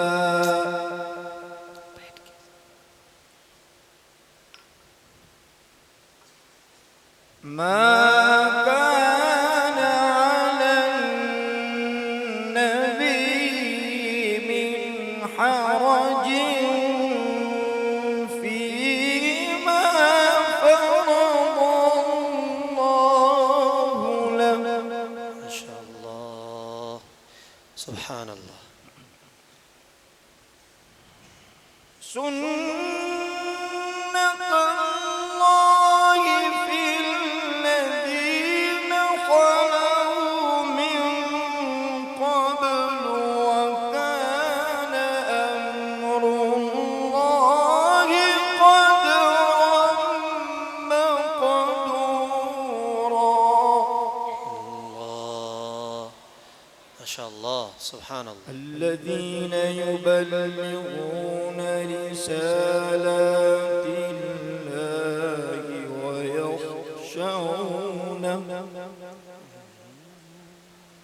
ويخشونه ولا يخشون أحدا إلا الله وكفى بالله حسيبا. ما شاء الله ما شاء الله سبحان الله. ما كان محمد أبا أحد من رجالكم ولكن رسول الله. ما شاء الله. ولكن رسول الله وخاتم النبيين وكان الله بكل شيء عليما. الله سبحان الله بارك الله فيك. ما كان محمد أبا أحد من رجالكم ولكن رسول الله وخاتم ما شاء الله سبحان الله. ولكن رسول الله وخاتم النبيين وكان الله بكل شيء عليما. ما شاء الله. يا أيها الذين آمنوا اذكروا الله. اذكروا الله ما شاء الله. الله اذكروا الله.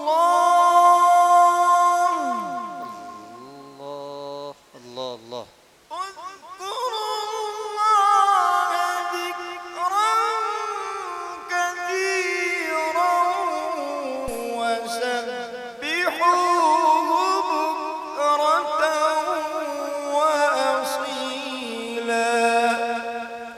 الله سبحان الله. هو الذي يصلي عليكم وملائكته ليخرجكم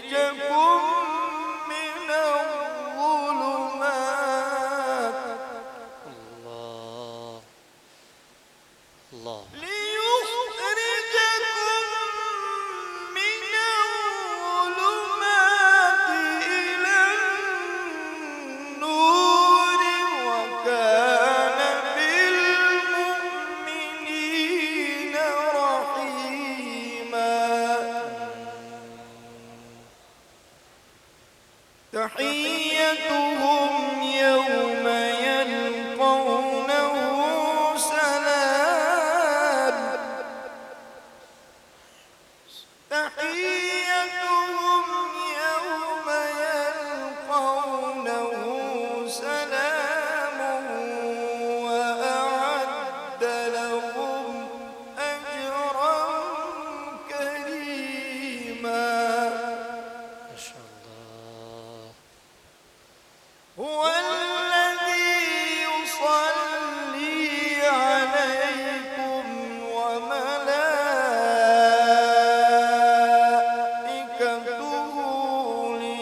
ليخرجكم من الظلمات إلى النور ماشاء اللہ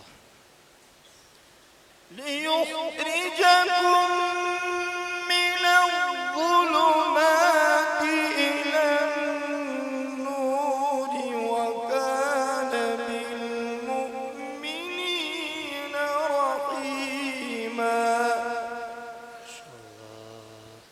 تحيتهم يوم يلقونه سلام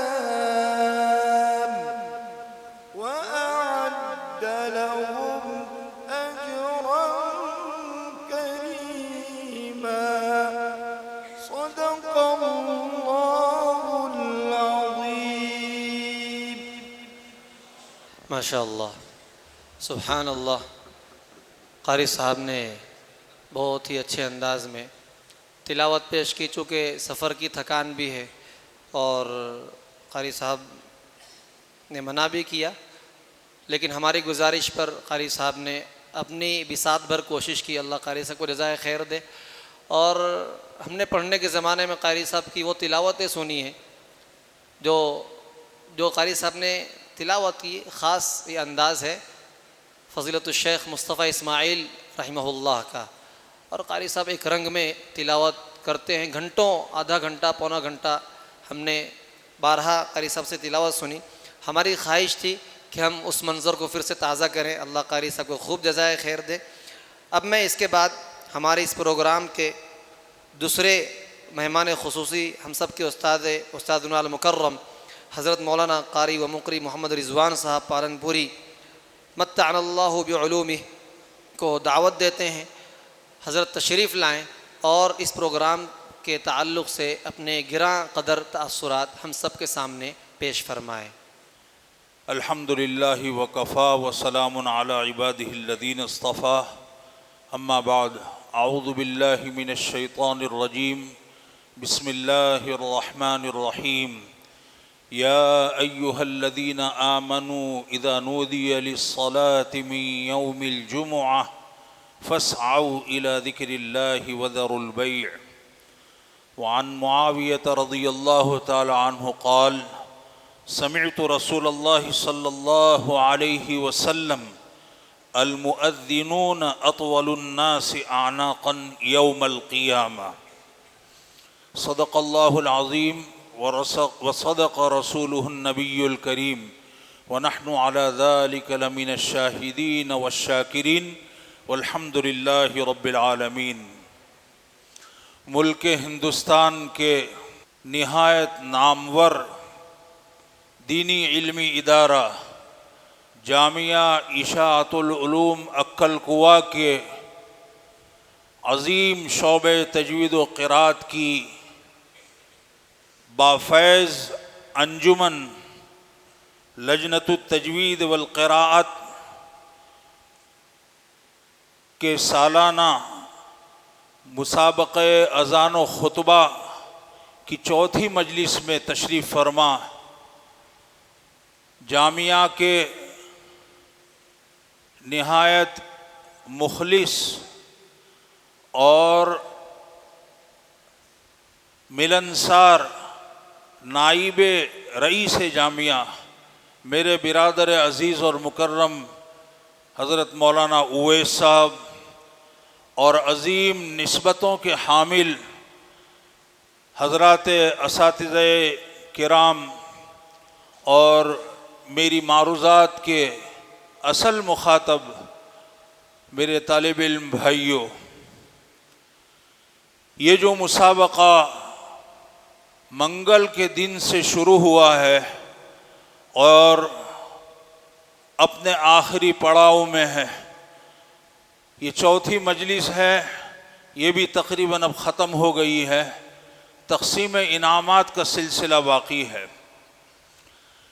اس مسابقے کی اہمیت، اس کی عظمت، اس کی رفعت اس معنی کر بہت بڑھ جاتی ہے کہ کلمات تعزین اور خطبات جمعہ، ان دونوں چیزوں کا تعلق دین اسلام کے ارکان میں سے نہایت اہم رکن نماز سے ہے۔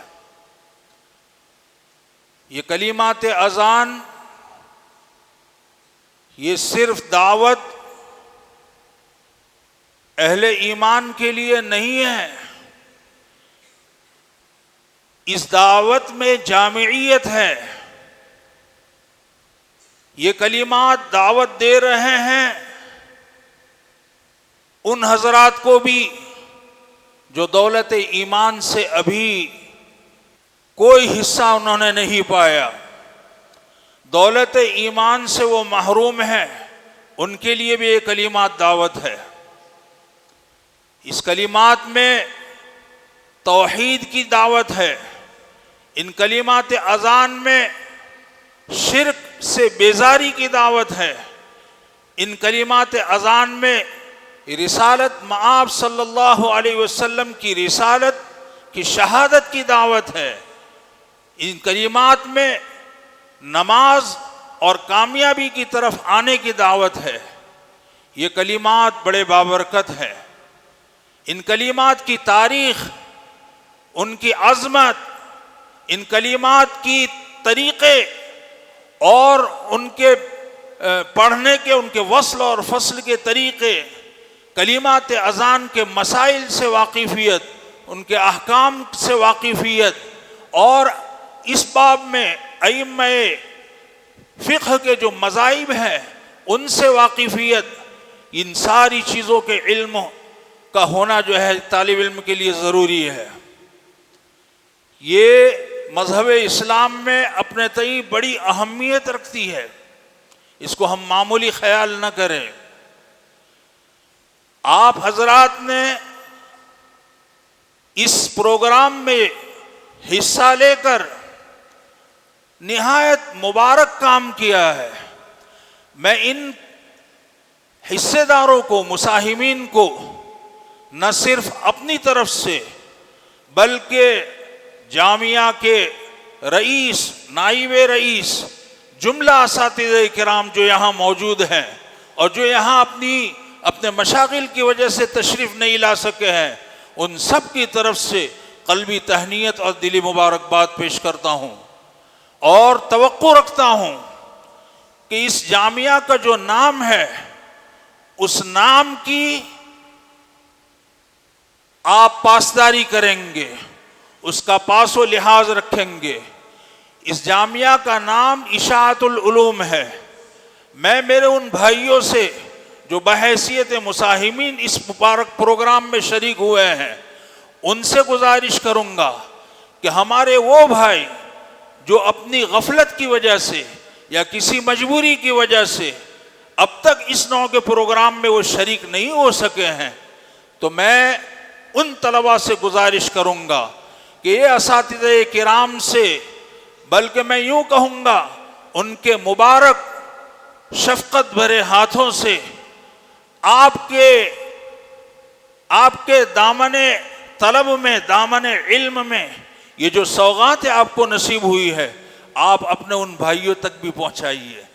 اگر آپ نے پہنچانے کی کوشش کی اور ان کو آمادہ کیا تو سمجھا جائے گا کہ آپ نے جامعہ اشاعت العلوم کی نام کی لاج رکھی ہے، آپ نے اس کا پاس و لحاظ رکھا ہے۔ یہ نام آپ کو دعوت دے رہا ہے اس بات کی کہ آپ ایام تعطیلات میں اپنے اوطان اور اپنے مقامات پر جا کر یہ جو خوبصورت لہجے جن کے نام شاید آپ نے اب تک نہیں سنے تھے، یہ رست، یہ بیات، یہ کرد، یہ حجاز، الحمدللہ آپ کے مخلص اور مہربان اساتذہ کی کرم فرمائی سے یہ دولت آپ کے ہاتھوں میں آئی ہے۔ آپ ان لوگوں تک پہنچائیے، ان لوگوں کے کانوں تک پہنچائیے جنہوں نے ان رس بھری آواروں کو اب تک نہیں سنا ہے۔ بہت ضروری ہے، یہ اسلام کی عظیم دعوت ہے، اس کی حیثیت، اس کی اہمیت اور اس کی فضیلت کو پیش نظر رکھ کر اپنے اپنے علاقوں میں جو ہے ان کلمات اذان کو اسی انداز سے بلکہ اس سے زیادہ خوبصورت انداز میں پیش کرنے کی ضرورت ہے۔ میرے عزیزو، جن طلبہ نے حصہ نہیں لیا ہے میں ان سے کہوں گا، یہ کلمات اذان کا پڑھنا ایک طالب علم کو، مؤذن کو جہوری و صوت بنا دیتا ہے، اس کی آواز نہایت بلند ہوتی ہے۔ یہ کلمات اذان کا بلند آواز سے خوبصورت لہجے میں پڑھنا یہ طالب علم کو طویل النفس بنا دیتا ہے۔ جن دونوں چیزوں کی مشق و ریاضت قرآن میں بہت ضرورت پیش آیا کرتی ہے۔ میں کہیں دور جا کر آپ کو مثال پیش نہیں کروں گا، کسی اور کی اس مجلس میں ایک مجسم صورت میں مثال آپ کے سامنے ہے۔ قاری عبدالرحیم صاحب دیولہ زید مجدہ، سال ہر سال تک انہوں نے مسجد جامعہ ڈابھیل کے لاؤڈ اسپیکر سے اپنی آواز کو جو ہے پیش کیا ہے۔ انہوں نے مستقل محنت کی ہے اور ان کلمات کے کہنے کی برکت سے الحمدللہ ان کی آواز ایسی منجھ گئی ہے، ایسی خوبصورت اور جازب اور دلاویز ہو گئی ہے کہ اب جب ایک سامع ان کی قرات کو سنتا ہے تو ان پر فدا ہو جاتا ہے۔ اس لیے بہت مبارکباد میں پیش کرتا ہوں، آپ نے متفرق اور متنوع عنوان پر خطبات جمعہ پیش کیا ہے۔ میں آپ کے خوبصورت انداز خطابت اور ان عناوین کے شاندار انتخاب پر بھی میں قلبی تہنیت پیش کرتا ہوں۔ خطبات جمعہ کا ایک قدیم انداز ہے، پرانا، اس کو آپ پس پش ڈال دیجئے اور آئیے اس مجلس میں میں آپ کو دعوت دیتا ہوں۔ الحمدللہ اس وقت دنیا میں اسباب اور وسائل کی کمی نہیں ہے، ماضی قریب کے اور حال کے کچھ عرب خطبہ آپ کو ایسے مل جائیں گے، ان سے آپ انداز القاء کو لیجیے، ان کے انداز خطابت کو حاصل کریے اور طرز القاء کو ان سے حاصل کریے اور پرانے انداز کو چھوڑ دیجیے۔ انشاءاللہ آپ کا یہ خوبصورت انداز ایک مسلم بھائی کو جو نماز سے غفلت اب تک برت رہا تھا انشاءاللہ مسجد میں آنے پر اس کو مجبور کرے گا۔ یہ سوچ ایک حماقت ہے جو یہ کہتی ہے کہ میں عربی میں خطبہ دوں گا، میرے سامعین جو ہے وہ تو عربی داں ہیں نہیں، وہ خطبہ کے مضمون کو سمجھیں گے نہیں، تو اس کے پیچھے محنت کرنے کا کیا فائدہ؟ میں کہہ رہا ہوں یہ حماقت ہے، بے وقوفی ہے۔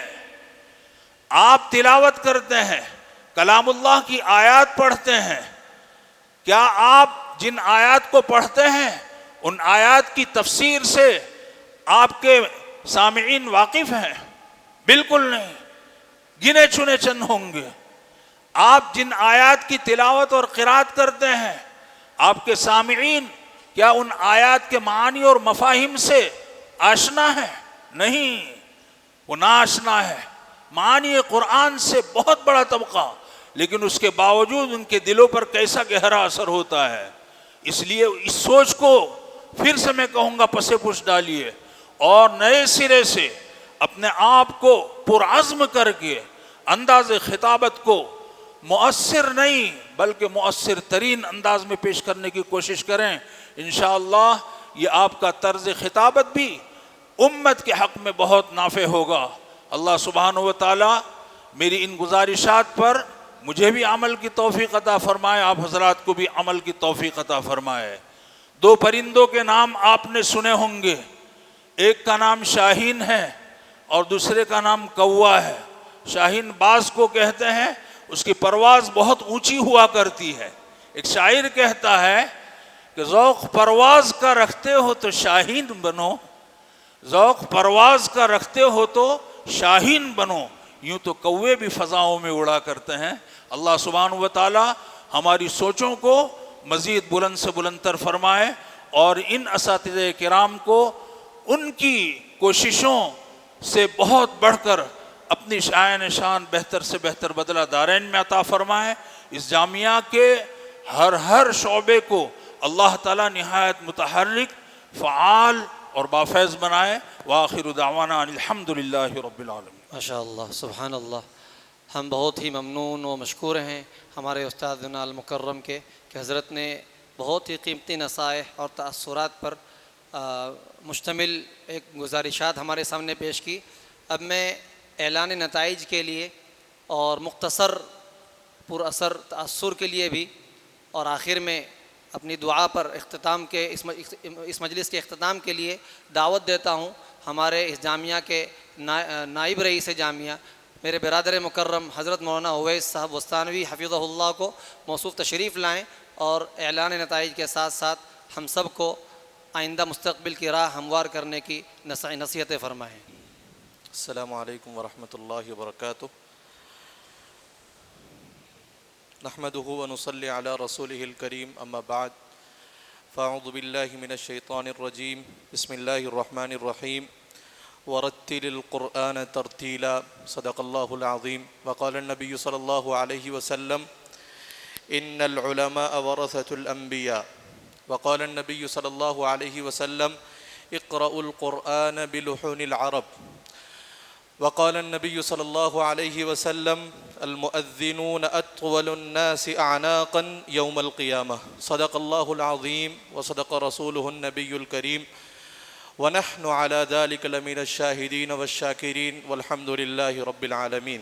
محترم و مکرم مہمانان عظام، حضرت قرائے کرام اور ہمارے اساتذہ کرام اور پیارے طلبہ، وقت بہت ہو چکا ہے، تقریباً 10 بجنے کے قریب ہے، اور آپ حضرات ماشاء اللہ بڑی ہی سنجیدگی سے صبر کے ساتھ بیٹھے ہوئے ہیں۔ اللہ تعالیٰ آپ کو جزائے خیر دے۔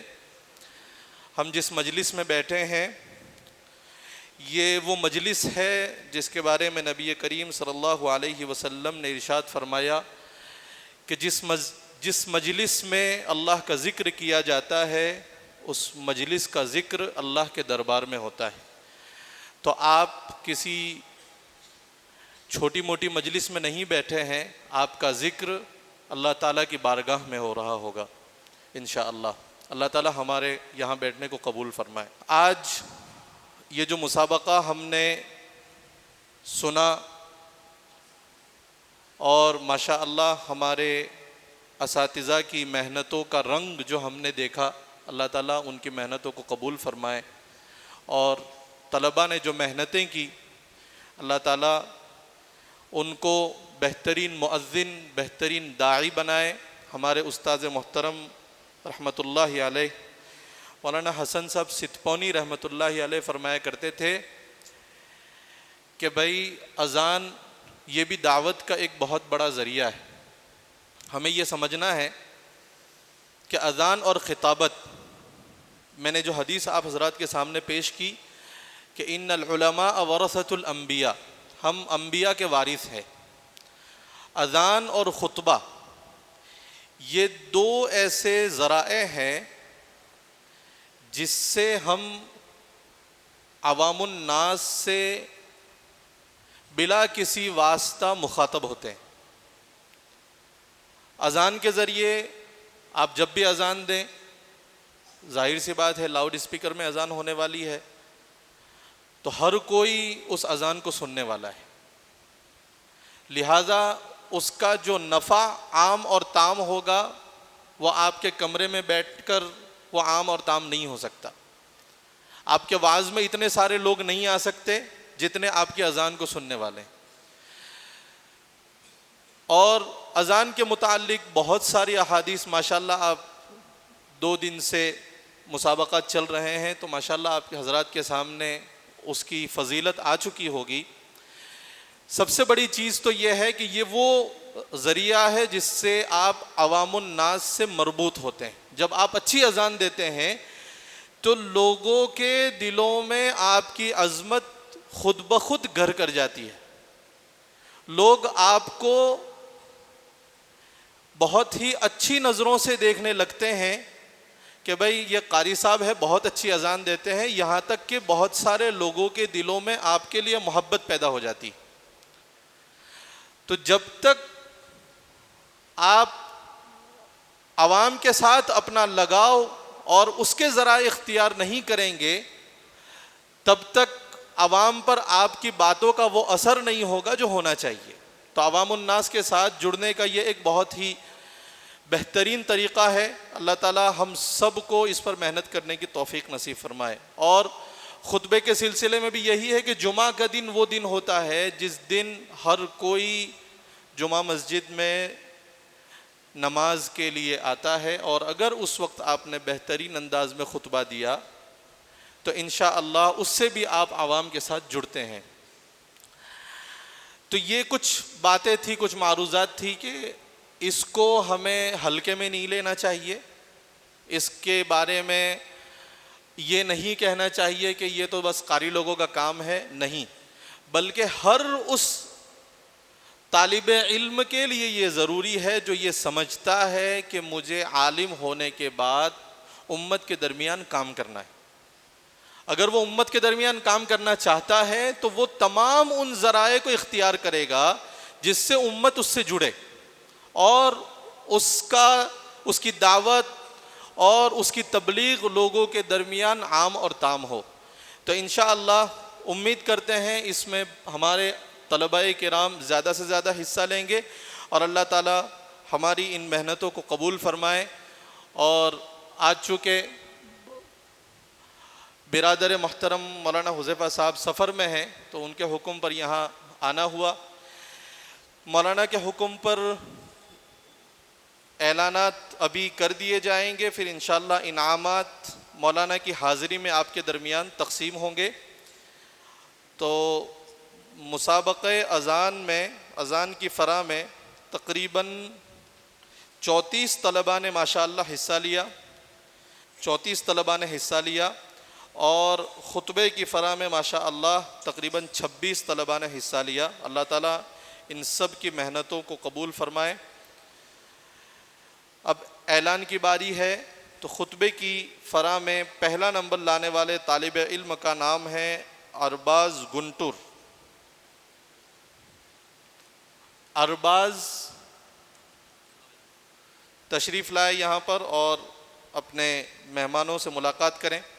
اور نمبر 2 دوم نمبر پر جاوید باقا عربی سوم کے طالب علم ہیں، انہوں نے 300 میں سے 290 نمبر حاصل کیے، وہ بھی آئیں اور اپنا خصوصی انعام حاصل کریں۔ اور ان کا جو جامعہ کی جانب سے جو انعام ہوگا وہ انشاءاللہ حضرت مولانا حذیفہ صاحب کی حاضری میں پیش کیا جائے گا۔ اسی طرح کونین کٹھیار، انہوں نے ماشاءاللہ 300 میں سے 287 نمبر حاصل کیے، تیسرے نمبر کی پوزیشن حاصل کی ہے، وہ بھی آئیں اور اپنا خصوصی انعام حاصل کریں۔ اسی طرح شہاب الدین کلکتہ، انہوں نے 300 میں سے 286 نمبر حاصل کیے، انہوں نے 4م پوزیشن حاصل کی۔ اور اسی طرح امان اللہ ہزاری باغ، انہوں نے 300 میں سے 285 نمبر حاصل کیے۔ اللہ تعالیٰ تمام ہمارے مساہمین کے اس مسابقے میں حصہ لینے کو قبول فرمائے۔ مسابقہ اذان میں تقریباً 34 طلباء میں سے اول نمبر پر آنے والے طالب علم ہیں مخلص الرحمن آسام، جو کہ عربی 4م کے ہیں۔ انہوں نے 300 میں سے 295 نمبرات حاصل کیے۔ اور دوسرے نمبر پر آنے والے طالب علم ہیں دانش جموئی، جنہوں نے 300 میں سے 291 نمبر حاصل کیے، اللہ تعالیٰ قبول فرمائے۔ اسی طرح تیسرے نمبر پر آنے والے طالب علم ہیں عمار الحق جھارکھنڈ، عربی دوم کے طالب علم ہیں، انہوں نے 300 میں سے 287 نمبر حاصل کیے۔ اسی طرح عربی اول کے طالب علم ہیں محسن میوات، ماشاءاللہ انہوں نے بڑی اچھی اذان دی، 284 نمبر حاصل کیے۔ اور اسی طرح حسان آسام عربی دوم کے طالب علم ہیں، انہوں نے 281 نمبر حاصل کیے، انہوں نے 5 نمبر کی پوزیشن حاصل کی۔ اللہ تعالیٰ ان کے اس مسابقے میں حصہ لینے کو قبول فرمائے۔ اور بڑی ناسپاسی ہوگی اگر ہم ہمارے اساتذہ کرام کا شکریہ نہ ادا کریں کہ انہوں نے رات دن محنت کی اور اس محنت کا پھل آپ دیکھ رہے ہیں۔ تو ہمارا جو شعبہ تجوید و قرات ہے ان کے تمام ہی اساتذہ کا ہم تہہ دل سے شکریہ ادا کرتے ہیں کہ انہوں نے اتنی محنت کی اور ہمارے سامنے ہم اس کا پھل دیکھ رہے ہیں۔ اللہ تعالی ہمارے یہاں پر مل بیٹھنے کو قبول فرمائے۔ اور اب عشاء کا وقت ہو چلا ہے۔ سبحان اللہ و بحمدہ، سبحانک اللہم نشہد ان لا الہ الا انت نستغفرک و نتوب الیک۔